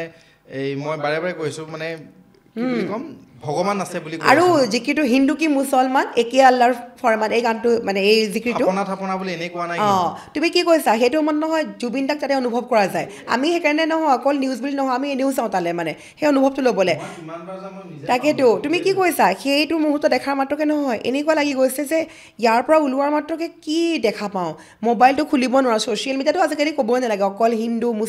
মুছলিম তাত থকাৰ মুহূৰ্ত প্ৰত্যেকগৰাকী লোকে ধুনীয়াকৈ ইজনে সিজনক মাতবোল কৰিছে জুবিন দা ক'ত গুচি গ'ল দোৱা কৰিব পূজা কৰিব সেৱা কৰিব চোৱাচোন সেইটো এনাজৰি কি মজা লাগিছিলে দেখি এইটো বেয়া নাপালে হ'ল ৰাইজে বহুত ক'লোঁ বহুত ৰাজনীতিৰ ভাষণ দিলোঁ ভাষণ নহয় আচলতে বাস্তৱ যিটো মোৰ মনটোৱে কৈছে সেইখিনি কথা কৈছোঁ ৰাইজৰ আগত ভালখিনিয়ে ভালকৈ ল'ব কিছুমান যদি কাৰোবাৰ দালাল বা কাৰোবাৰ চামচা তেওঁলোকে মোক বেয়া পাব মোৰ ঘেণ্টাও একো আহি নপৰে একদম চিধা কথাটো চোৱা হা এতিয়া অসমখনৰ পপুলেশ্যন বহুত বেছি আমি ল'ৰা ছোৱালীয়ে চাকৰি দিছে যদিও বহুত নিবনুৱা আছোনে কি কৰিব কৰ্মটো কৰিব লাগিবই ব্যৱসায় হ'লেও কৰি আছে মুৰ্গী ফাৰ্ম হ'লেও দিছে গাহৰি বেপাৰ কৰিও চলি আছে খেতি কৰিও চলি আছে দোকান পোহৰ যিকোনো বিভাগত তেওঁলোকে খুব ধুনীয়াকৈ সংস্থাপন নিজে নিজে বাছি লৈছে এইটো গৌৰৱৰ কথা কৰ্ম আন্দোলন কৰিছে অসমীয়া ল'ৰা ছোৱালীয়ে কাম কৰিব লাগে ঘৰত বহিব নালাগে সেইটো ভাল কথা চাবা দেই মুছলমান শব্দটোলৈকে আচলতে বেয়া ভাৱ একো নাই ঘটনাটো হৈছে অসমখনত যদি বাংলাদেশৰ পৰা হিন্দুজনো আহে বা মুছলমানজনো আহে দুটা জাতি আহিলে আমাৰে বিপদ আমাৰ জেগাই নাই দেখোনো তুমি মিয়াকৈ আছা কোনখিনি মিয়া বাংলাদেশী মিয়া বুলি কোৱা আমিও বেয়া পাওঁ বাংলাদেশী মিয়া ময়ো দেখিব নোৱাৰোঁ কিন্তু মুছলমান বুলি ক'লে কিন্তু মোৰো দুখ লাগে চবৰে গাত লাগিব কিয় নালাগিব কোৱাচোন বন্ধু মুছলমান মোৰ লগৰ ছোৱালী আছে সেইটোৱেতো বাঘ হাজৰিকা কোন আছিল কেনেকৈ পাহৰি গ'ল কেনেকৈ পাহৰি গ'ল কথাটো হ'ল যোনে ভুল কৰিছে মই বাৰে বাৰে এষাৰ কথা গোটেই জাতিটো কিয় বান্ধে বা হেৰি কৰে হিন্দু হওক বা মুছলমান হওক তেখেতক যাতে ক্ৰিমিনেল দৃষ্টিতহে আইনখনে চায় সেইটোৱে হয়নে নহয় কোৱাচোন জাতিগত কোনোবা জাতীয় চেতনা লৈ পেলাই দুটা বেলেগ বেলেগ ধৰ্ম লৈ পেলাই যাতে বিবেচনা ভাল মানুহ বেয়া মানুহ চবত থাকে হয়নে সমান্তৰালভাৱে বাংলাদেশৰ পৰা অহা হিন্দুখিনিকো মোক নালাগে সেইটোৱে চৰকাৰখনক মই গালি নাই পৰা মই জাষ্ট কথাটো কৈছোঁ চোৱা আমি চলোচোন আমাৰ মানুহখিনি আছোঁতো মৰমত থাকোঁ যিখিনি আছোঁ তেনেকৈ থাকোঁ যিখিনি আহিলে আমি গোটেইখিনি একেলগে আছোঁ ইয়াতে বাহিৰৰ পৰা মানুহ আহি পেলাই আকৌ নতুনকৈ আকৌ বেছি ভৰাই দিব নালাগে যোনে দখল কৰিছে চ' আমি খুব গৌৰৱ কৰিছোঁ আমাৰ যদি CM যিখিনি কথা কৈছে যে আমি ইয়াৰে বাংলাদেশী মিয়াখিনিক আমি উচ্ছেদ কৰিছোঁ আপুনি কৈছে যে বাংলাদেশী মিয়া উচ্ছেদ কৰিছোঁ খিলঞ্জীয়া অসমীয়াই খিলঞ্জীয়া মুছলমান বা আমি অসমীয়াটো খিলঞ্জীয়া মানুহখিনিয়ে ভাল পাইছে কিন্তু সেই যে 350 বিঘা হওক 30 বিঘা 12 বিঘা 15 বিঘা 100 বিঘা যিয়ে নহওক মানুহখিনিক উচ্ছেদ কৰিলা তুমি কৈ আছা যে এইখিনি বাংলাদেশী লৈ যোৱা বাংলাদেশত তেতিয়াহে মই ক'ম যে ভাল কাম কৰিলা কিন্তু তেওঁলোকে যদি তোমাৰ দৃষ্টিত বাংলাদেশী হয় বহিৰাগত হয় আকৌতো অসমখনতে আছে তেনেকৈতো বৃদ্ধি পাবই ন পপুলেশ্যন বাচ্চা জন্ম হ'বই আইন ওলাইছে যে 2জনতকৈ 3জন বাচ্চা জন্ম দিব নোৱাৰে ভাল কথা দৰকাৰো নাই কাৰণ মহিলা এজনীয়ে যদি জীৱনটোত 5জনী জন্মই দি থাকে জীৱনটোত মহিলাজনীয়ে একো নাপালে দেখোন এটা ল'ৰা ডাঙৰ কৰোঁতে 5 বছৰ 10 বছৰ তাতেই গুচি গ'ল জীৱনটো কি মেচিন নহয় জীৱনটো মহিলাজনীয়ে যদি ল'ৰাটোক ডাঙৰ কৰোঁতে যায় তেখেতৰ জীৱন নাই তোমাৰ জীৱন এটা আছে তুমি এগৰাকী নাৰী কালি তুমি মাতৃ হ'বা কালি যদি তুমি 5জন ল'ৰা সন্তান হোৱা পুৰুষজনে বা তোমাৰ স্বামীয়ে যদি তোমাক 5জন ল'ৰাৰ সন্তান বা মাতৃ হ'বলৈ বাধ্য কৰে তোমাৰ জীৱনটো কি হৈ থাকিলে তোমাৰ এটা সপোন আছে নহয় হয়নে নহয় চ' এইবোৰ কথা ভাল কৰিছে CM সেইবোৰ খুব ভাল কাম কৰিছে বেছি ল'ব নালাগে কিন্তু বহিৰাগত যোনেই নহওক হিন্দু হওক বা মুছলমান হওক ইয়াৰ পৰা গৰিহণা জগাওঁ ইয়াৰ পৰা মই একদম ষ্ট্ৰিক্টলি নালাগে হিন্দু হওক মুছলিম হওক বাংলাদেশৰ সেইসকল নালাগে বিদেশী কৰিছা মাটিখিনিৰ পৰা খুব গৌৰৱৰ বিষয় কিন্তু পঠিয়াই দিয়া বাংলাদেশলৈকে খেদি পঠিয়াই দিয়া আমাক সেইখন লাগে সঁচা কথা হয়নে নহয় কোৱাচোন তেতিয়া মুছলমান মানুহখিনিও ভাল পাব মুছলমান মানুহখিনিও বেয়া পায় কিন্তু বাংলাদেশ বেয়া কিয় নাপাব মিয়া বুলি ক'লে মুছলমান নহয় মিয়া বুলি ক'লে কিন্তু যেতিয়া আমাৰ খিলঞ্জীয়া এজন গৰীয়া বা মৰীয়া মানুহে যেতিয়া আমাৰ লগত কথা ক'ব আমি একেলগে ডাঙৰ হ'ম একেলগে IAS হ'ব ACS হ'ব ডক্টৰ হ'ব ইঞ্জিনিয়াৰ হ'ব তুমি যাবা নেকি যে এই ডক্টৰজন মিয়া হয় বা মুছলমান হয় মই নাযাওঁ দে নোকোৱা ডক্টৰ ধৰ্ম পালন কৰিছে তেখেতে তাতে হিন্দু বা মুছলমান আহি নপৰে এনেকৈ বিবেকক সোধক পৰিষ্কাৰ কৰক আমাৰ মানসিকভাৱে আমি মানুহবোৰ বহুত লেতেৰা হৈ আছোঁ পৰিষ্কাৰ কৰিব লগা হ'ল চোৱা এটা দিনত কিছুমান মানুহ নোহোৱা হৈ যাব মোতকৈ তেওঁলোক 20 বছৰ 35 বছৰ বয়সস্থ আজিকালি জীৱনত আমি কিমান দিন যাওঁ কোনো ক'ব নোৱাৰোঁ এদিন নোহোৱা হৈ যাব কিন্তু আহিবলগীয়া শ্ৰেণী আহিবলগীয়া চাম আহিবলগীয়া প্ৰজন্মই কি পাব কি দিম ভাবিবলৈ হ'ল আমি কি দিম আমি কি হিন্দু বাংলাদেশ বা হিন্দু মুছলমান কাজিয়াখন দিম নে আমি সেই সোণৰ অসমখন দিম চ' ভাবিব লগা হ'ল কিন্তু বহুত চিৰিয়াছ কথা অসমখনত মাত মাতিবলৈ মানুহ নাই অসমখনক বিপদৰ সময়ত সেই কোৱা মানুহজন আজি হেৰুৱালোঁ সেই সত্তা হেৰুৱালোঁ সেই আদৰ্শ হেৰুৱালোঁ সেই সৃষ্টি হেৰুৱালোঁ সেইকাৰণে কৈ আছোঁ এনেকৈ যদি মই আজি ক'ব পাৰিছোঁ সকলোৱে কওক আমাক অধিকাৰ দিছে সংবিধানখনে কিন্তু উচিত কথা কওক অভদ্ৰামী নহয় কিন্তু ভাল কথা কওক অসম গঢ়িম বুলি কওক সঁচা কথা আৰু তুমি কি জানানে যিখিনি তোমাৰ চামচা তুমি যে কৈছা চামচাখিনি যিখিনি এই যে কমেণ্ট পাছ কৰে অন্ধভক্ত দুটা তিনিটা ঠিকা মোনাখন লৈ পেলাই যাব পতাকা এখন লৈ পেলাই একদম অমুক কৰিব আচলতে বেয়াকৈ ক'বলৈ আৰু মন যায় মই ক'ব নোৱাৰোঁ সঁচাকৈ ধৰ্ম কৰা তুমি মানৱ ধৰ্ম গুৰুত্ব দিয়া মানুহৰ মাজত ইমান জাতি ইমান ধৰ্ম গুৰুত্ব দিয়া ময়ো হিন্দু ল'ৰা গৌৰৱেৰে কওঁ সেইটোৱে মই হিন্দু ধৰ্মৰ ল'ৰা মই পূজা কৰোঁ পূজা পাতল কৰি পেলাই মই ধুনীয়াকৈ থাকোঁ সেই বুলিয়ে কিন্তু নিজৰ আই ভাল পাওঁ বুলি আনৰ আইক আমি বেয়া ক'ব নোৱাৰোঁ নহয় কাৰো এটা অধিকাৰ নাই হয়নে কোৱাচোন আৰু সেইসকল ময়ো কৈছোঁ সেইসকল চামচাক মানে একদম গৰিহণা দিব লাগিব এই মুহূৰ্তত তাকেতো তোমাৰ কেনেকুৱা কি জানানে তোমাৰ মানে বাপৰে তুমি মানে যেনিবা ধৰি লোৱা হা কোনোবা যেনিবা কিবা বেয়া কাম এটা কৰিলে চব ধৰ্মতে আছে ভাল মানুহ বেয়া মানুহ সেইটো নিজৰ কথা চব জাতিটোক সামৰি ল'ব কোৱা তোমাৰ বেংকত 1000 কোটি টকা আছে মোৰ বেংকত আছে 2000 টকা ছাপ'জ মই কৰি আছোঁ কি অসমীয়া বিহু এই সাহিত্য এই সংস্কৃতি 10জন নিবনুৱাক সংস্থাপন দিছোঁ অসমৰ বাহিৰত গৈ পেলাই বিহু দেখুৱাই দিছোঁ অসমখন কিমান আমি চহকী তোমাৰ কণ্ট্ৰিবিউশ্যন অসমখনৰ প্ৰতি থাকিলনে আৰু সেই 1000 কোটি টকা মানুহজনে কাৰোবাক মাৰি পেলাই টকা কাৰোবাৰ মাটি দালাল কৰি পেলাই টকা কোনোবা 2-3টা ঠিকা কৰি পেলাই টকা কাৰোবাৰ চেইন পাত চুৰ কৰি পেলাই ডকাইতি কৰি পেলাই টকা কাৰোবাক ঠগাই পেলাই চাকৰি খাই পেলাই টকা সো সেই মানুহজনে কোটি টকা ঘটিব পাৰে অৱদান কি আছে দেশখনৰ প্ৰতি এই চামচাই কেইজনক মই কৈছোঁ অৱদান কি আছে তুমি প্ৰথমতে তুমি দুআষাৰ লিখাৰ আগত নিজকে সোধা তুমি অসমখনৰ কাৰণে দিছা কি কৰিছা কি কাৰোবাক আঙুলি টুৱাৰ আগত তুমি নিজকে সোধা তুমি অসমখনৰ বাবে কি দিলা প্ৰথম কথাটো হ'ল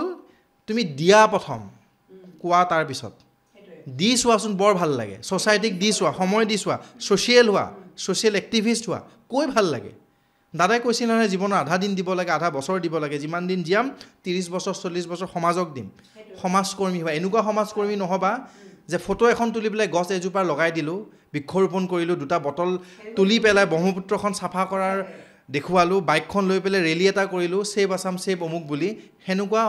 সেনেকুৱা একো কৰি লাভ নাই প্ৰথম কথা হ'ল যি কৰা মনৰ পৰা কৰা তোমাক স্বীকৃতি দিবৰ কাৰণে মানুহ ৰৈ আছে মই ভাবোঁ মানুহে বহুত অসমীয়া মানুহে বহুত মৰমীয়াল অসমখনে মানুহক মৰম দিব জানে মৰম কৰে আমি বহুত ইমোশ্যনেল নহয় জানো ভাল কাম কৰিবা মৰম পাবাই বেয়া কাম কৰিবা এনেও মুখ ঠেকেচা খাবা আৰু হয় নিশ্চয়কৈ আৰু যেহেতু আমাৰ বিদায় লোৱাৰ সময় আছে গতিকে আজি কিন্তু এটা বস্তু ভাল লাগিল দেই তোমাৰ লগত আজি বহুত কথা ওলালে একদম পডকাষ্ট লগাই নাই ন মানে সঁচা যেন আমি কথাবিলাক ডিছকাছ কৰি আছোঁ আৰু এনেকুৱাই ভাল লাগে আজি আচলতে বহুত কথা ওলাই গৈছে বেয়া নাপাব দুখ নধৰিব একদম স্পষ্টবাদী ল'ৰাজন খুব ভাল পাওঁ দেশখনক আপোনালোকক ভাল পাওঁ আপোনালোকৰ প্ৰতি শ্ৰদ্ধা মৰম আছে ঘৰৰে ল'ৰা বুলি ভাবিব মোৰ এই টংলাৰ অকণমানি সৰু ঘৰ এখনৰ পৰা আহি পেলাই অসমখনৰ বাবে কিবা এটা ভাবি পেলাই আগবাঢ়ি গৈ আছোঁ দাদাৰ সত্তা জীয়াই ৰখাৰ স্বাৰ্থে আৰু এটা সপোন আৰু আচলতে হাতত লৈছোঁ সেই বিষয়ে মই তোমাক শেষত সুধিম কম হয় আচলতে মই এইখিনি কৈ লৈছোঁ তাৰমানে আমি যুৱ চাম ন ক'বলৈ মন যায় আজিও আচলতে কথা পাতি ইমান ভাল লাগিলে কথাবোৰ খুলি পাতিব ওলাইছে মুখৰ পৰা আমি কোনো প্লেনিং নহয় বা প্ৰশ্ন ডিছকাছ কৰে যে বহুতে আমাৰ সেইবোৰ একো নাই মুখৰ পৰা ওলাই গৈ আছে যিবোৰ চলি আছে আৰু শেষত যিটো কথা মই কৈছোঁ যে সুধিম বুলি একদম শেষত তোমাৰ পৰা জানিব চেষ্টা কৰিম তুমি খুব ভাল এটা প্ৰচেষ্টা লৈছা জুবিনদাৰ কাৰণে নিজাববীয়াকৈ গোটেইখিনি কৰি আছে সম্পূৰ্ণ প্ৰচেছটো এবাৰ যদি জনোৱা দৰ্শকক একদম গৌৰৱত কৈছোঁ যিহেতু জুবিন যুগৰ জুবিন দেশৰ বুলি আমি সকলোৱে কওঁ আৰু সকলোৰে কৰ্তব্য আৰু মই নিজাবগীয়াকৈ বুলি ক'লে ভুল হ'ব আচলতে মাটিখিনি মোৰ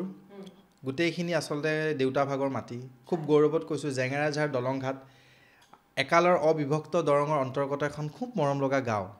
আৰু অন্তৰ্ভুক্ত হৈছে ওদালগুৰি জিলা আজি কেইবাবছৰো হ'ল সন্তান তাৰে মই আচলতে দেউতা তাৰে সন্তান আৰু দেউতাৰ মই পুত্ৰ অৰ্থাৎ মই নাতি হ'লোঁ গাঁওখনৰ খুব মৰম কৰে গোটেই গাঁওবাসীয়ে মোক খুব মৰম কৰে কথাটো হ'ল যিজন মানুহৰ আঙুলিত ধৰি পেলাই অসমখন ঘূৰিলোঁ বিদেশলৈকে গ'লোঁ যিটো সত্তা যিষাৰ মাত বা যি সাহসত আচলতে নিজকে চিৰঞ্জীৱ সেই আম্পু বোলা শব্দটোৰ পৰা সেই বাবাজনৰ পৰা আজি চিৰঞ্জীৱ হ'বলৈ আচলতে নিজকে প্ৰস্তুত কৰিলোঁ আচলতে মোক বনাইছে সেই গুৰুজনা সেই জুবিন গাৰ্গ ডাঙৰীয়াই আজি যিখিনি হ'লোঁ তেখেতৰ কৃপাত হ'লোঁ আৰু মোৰ আচলতে এজন শিষ্য হিচাপে মই কৰ্তব্য বুলি ভাবোঁ আৰু মোৰ নিজৰ সেই গাঁওখনৰ সেই মাটিখিনিত নাম দিছোঁ প্ৰজেক্ট জুবিনলেণ্ড আৰু অসমৰ হয় সেইখন অকল জেঙেৰাঝাৰ বাসীৰ নহয় কিন্তু প্ৰত্যেকজন অসমীয়া তাতে যাব মোৰ বিশ্বাস আছে আৰু মোৰ মেইন মানে প্ৰধান লক্ষ্যটো হৈছে আমাৰ 150-200 কণ ল'ৰা ছোৱালী আছে বিনামূলীয়াকৈ তেওঁলোকক সাহিত্য সংস্কৃতি এই দুটা দিশত পৰিচয় কৰাই দিম নিখুঁতভাৱে 1 টকা মোক নালাগে কাৰণ মই যিখিনি জ্ঞান মোৰ আছে মই দিম আৰু মই জানো মোৰ যিখিনি সতীৰ্থ মোৰ লগত উঠা বহা কৰা মোৰ দাদা মোৰ বাইদেউ মোৰ গুৰু যিসকল আছে তেওঁলোকেও মোক সহায় কৰিব এই অসমীয়া ৰাইজে সহায় কৰিব মই জানো তুমি আজি চোৱা তুমি এজন ভাল কবি তুমি এগৰাকী ভাল লিখিকা তুমি আহি পেলাই তাতে গ্ৰন্থৰ চৰ্চা কৰিবা নহয় এদিন হ'লেওতো তুমি যাবা এজন চিত্ৰ মানে শিল্পীয়ে তেখেতে আহি পেলাই তাতে তেখেতৰ সেই তুলিকা বা সেই ৰঙেৰে জিপাল কৰিবলৈ সেই সময়খিনি তেখেতে আমাক দিব নহয় কোনোবা ভাল গান গায় সেই কণ্ঠশিল্পীগৰাকীয়ে যাই পেলাই গানৰ চৰ্চা কৰিব নহয় সেইখন এখন এনেকুৱা প্ৰজেক্ট য'ত জুবিন দাক আমি খুজে যাতে বিচাৰি পাব পাৰোঁ এখন লাইব্ৰেৰী থাকিব বিভিন্ন ভাষা বিভিন্ন দিশৰ বিভিন্ন জ্ঞান আমি পাব পৰা এখন লাইব্ৰেৰী এখন পুথিভঁৰাল কাৰণ দাদাই কৈছিলে কিতাপ নপঢ়া জাতিক গামোচাই কেতিয়াও বচাব নোৱাৰে আৰু সেইষাৰ কথা আখৰে আখৰে এতিয়া পালন কৰিবলৈ হ'ল আৰু মই আৰম্ভ কৰিছোঁ মই ভাবোঁ তেনেকৈ তাতে পুখুৰী আছে 20-25টামান পুখুৰী আমি আধা পুখুৰী লৈ পেলাই যিখিনি নিবনুৱা তেওঁলোকক আমি সংস্থাপন দিম দাদাই বিচাৰিছিলে পথাৰ আমাৰ বজাৰ আমাৰ সেইখন পথাৰ আমাৰ বজাৰখন আমাৰ আৰু এতিয়া মই বিশ্বাস কৰোঁ আৰু আমি লাগিছোঁ মানে উঠি বহি আচলতে চবেই আমি কষ্ট কৰি আছোঁ অৰ্গেনিক খেতি কৰিম পেকেজিং কৰিম চিল দিম মোৰ এটা ব্ৰেণ্ড আছে নাম খিলঞ্জীয়া প্ৰডাক্ট অফ জুবিনলেণ্ড যাবগৈ বিদেশত ৰয়েলিটি চৰকাৰেও পাব দুপইচা ময়ো পাম দুপইচা আমাৰ খিলঞ্জীয়া যুৱচামে পাব গাঁওখন ডেভেলপ হ'লনে চ' মোৰ পৰিকল্পনাটো সেইটো যিখন অসমৰ কথা জুবিন দাই ভাবিছিলে যিখন সোণৰ যিখন সেউজ আৰু যিখন অসমৰ নৱপ্ৰজন্মই কাম কৰিব সেই সাহসকণ কোনে দিছিলে দাদাই দিছিলে দাদাবিহীন অসমখনত জুবিনময় পৰিৱেশ কৰি গৈ পেলাই এটা প্ৰয়াস কৰিছোঁ সেইখনে হৈছে প্ৰজেক্ট জুবিলেণ্ড জেঙেৰাঝাৰ ওদালগুৰি জিলা মানে অন্তৰ্গত খুব মৰম লগা এখন গাঁও তাতে ল'ৰা ছোৱালী পঢ়িব খেতি কৰিব ডাঙৰ মানুহ হ'ব IASও হ'ব ACSও হ'ব কণ ল'ৰা ছোৱালীখিনি পঢ়াৰ লগতে সাহিত্য সংস্কৃতি তথা চিনেমা জগতৰ লগত পৰিচয় কৰাই দিম গীত মাতৰ লগত পৰিচয় কৰাই দিম হাৰমনিয়াম বজাবলৈ শিকিব গান গাবলৈ শিকিব জুবিন গাৰ্গ হ'বলৈ সাহস গোটাব সেই মনত যাতে জুবিন দাৰ আত্মাটো সোমাই দিব পাৰোঁ সেইটোৱে আমাৰ প্ৰয়াস আৰু মই কি ভাবোঁ জানানে এতিয়া মোৰ ৰাইজৰ মানুহটো মই তাতে সেনেকৈ নোহোৱা হৈ যাম এদিন কাৰণ চোৱা দেউতাৰ মাটি কৰিবলগীয়া মোৰ একো নাই মইতো গুৱাহাটীত থাকোঁ ঘৰ ইয়াত উভতি গৈ পেলাই কি পাম মাঘৰ বিহুত যাই পেলাই ভাতমুঠি খাওঁ মাংসখিনি খাওঁ খাই লৈ শুই পেলাই পিছদিনা গুচি আহোঁ এতিয়া এটা যাবলৈ ৰাস্তা হ'লনে নাই কিয় হ'ল জুবিনলেণ্ড তাতে আছে জুবিনলেণ্ড আমি অসমখন জুবিন ভূমিটো আমাৰ কিন্তু সেইটো প্ৰজেক্টৰ পৰা মই জানো আহিবলগীয়া দিনত এয়া ধুনীয়াকৈ যিসকল শ্ৰোতা দৰ্শকে চাই আছে তাৰে মাজতো মোৰ দৰে মানুহ ল'ৰা ছোৱালী আছে নহয় মন এটা আছে নহয় মই সাহস হৈ পেলাই আহিছোঁ উৎসাহ জগাইছোঁ তেওঁলোকেও কৰিব অসমৰ প্ৰান্তে প্ৰান্তে চুকে কোণে জুবিনলেণ্ডৰ প্ৰজেক্টৰ দৰে আৰু কিছুমান প্ৰজেক্ট হওক মুঠৰ ওপৰত অসম আগলৈ যাব লাগে অসমৰ জয়গান আমি মাতি পেলাই সেই জয়গান গাই পেলাই জুবিনদাৰ সেই গানৰ মাজেৰে কৰ্মৰ মাজেৰে চিন্তাধাৰাৰ মাজেৰে ব্যক্তিত্বৰ মাজেৰে অসমখন আমি আগুৱাই গৈ থাকিম অসমখন স্বতঃস্ফূৰ্তভাৱে পবিত্ৰ হৈ থাকিব স্বতঃস্ফূৰ্তভাৱে অসমখন জীপাল হ'ব আৰু এই সোণৰ অসম সেউজ অসম জুবিন যুগৰ অসম তেনেকৈ হ'ব আৰু সেইটোৱে মোৰ সপোন আৰু ধৰ্ম বৰ্তমান একদম মানে শেষ বাৰ্তা বুলি ক'ব লাগিব আমাৰ অনুষ্ঠানৰ কিন্তু ইমান আহিব লাগিব ৰাইজ কিন্তু চবেই যাব কিয় নাযাব বনাই আছোঁ ধুনীয়াকৈ চাংঘৰ হ'ব তাৰপিছত ট্ৰি হাউচ আছে কটেজ থাকিব বিদেশী আহিব গোটেই গাঁওখনৰ ঘৰে ঘৰে বিপণীবিলাক হ'ব ধুনীয়া সঁচাকৈ তুমি বহুত ধুনীয়া পদক্ষেপ লৈছা গামোচা শিপিনী একদম হাতে বোৱা গামোচা দেই আমাৰ অসমীয়া সমাজখন শাক পাচলি অৰ্গেনিক এইফালে আকৌ তোমাৰ কিছুমানে সেই কৰে কি বুলি কয় এই বাঁহৰ বাঁহ বেতেৰে কামৰ শিল্প এটা থাকেতো তেওঁলোকে ধুনীয়াকৈ তেওঁলোকে কিবা কিবি সাজুলি লৈ পেলাই হেণ্ডিক্ৰাফ্ট বা বহুত ধৰণৰ আচলতে কৈ শেষ নহ'ব মুঠৰ ওপৰত জেঙেৰাঝাৰবাসী ৰাইজৰ কাৰণে মই গোটেই জীৱনটো দিম বুলি ক'লেও এতিয়া ভুল নহ'ব মুঠৰ ওপৰত জুবিন দাৰ চিন্তাধাৰাৰে মুঠতে জীপাল হৈ থাকিব জেগা বিৰাট ধুনীয়া লাগিছে আচলতে ইমান ধুনীয়া চিন্তাধাৰা গতিকে হয় নিশ্চয়কৈ আৰু শুভেচ্ছা থাকিবই সম্পূৰ্ণ অসমবাসীৰ হৈ মই কৈছোঁ মোক পইচা নালাগে মই নিজৰ ধন দি আছোঁ দেই ইমান তুমি গাঁৱৰ পৰা লোৱা নাই হয় নিজৰ দাদাই দিয়া যিখিনি টকা জমা আছিলে গান গাই ঢোল বজাই যিখিনি টকা পাইছোঁ নিজে ব্যৱসায় কৰি যিখিনি দুপইচা অৰ্জন কৰিছোঁ মাৰ পৰা মই লোৱা নাই মোৰ বান্ধৱী মোৰ বন্ধু কিছুমানেহে দিছে দেই দিব আৰু দি আছে কাৰোৰ পৰা মোৰ গাঁওখনৰ পৰা পইচা নালাগে বা ৰাইজৰ পৰা পইচা নাই মোক কি লাগে জানেনে মন এটা লাগে বহল অন্তৰ এখন লাগে আশীৰ্বাদ লাগে সাহস লাগে আচলতে সাহস আছে সেইটোৱে অসমবাসী ৰাইজে তেওঁক ছাপোৰ্ট কৰিব লাগিব সহায় কৰিব লাগিব সাহস হিচাপে সহায় কৰিব লাগিব গতিকে এই অনুষ্ঠানৰ যোগেদি মই তোমাক পুনৰবাৰ শুভেচ্ছা জ্ঞাপন কৰিছোঁ ইমান ধুনীয়া এটা প্ৰচেছ আচলতে বহুতেই ভবাই নাই মই বাৰে বাৰে কৈছোঁ আজি সেইকাৰণেই আচলতে তেওঁক আমি মাতিছোঁ অতিথি হিচাপে তেওঁৰ কৰ্মৰাজিৰ ওপৰত আমি বহু দিনৰ পৰা দেখা পাই আছোঁ একদম নিস্বাৰ্থভাৱে জুবিনদাৰ দৰে জুবিনদাৰ আদৰ্শৰে আগবাঢ়ি যোৱা আচলতে ব্যক্তি গতিকে সেইবাবে আজি আমি খুব ভাল লাগিলে ইমানখিনি সময় দিছা বহুত ভাল লাগিলে আৰু দৰ্শকসকল যিহেতু সময় কম তেওঁ ব্যস্ত আছে গতিকে বিদায় ল'ব লাগিব কিন্তু বিদায়ৰ আগতে মই পুনৰবাৰ সকলোৱে লিখক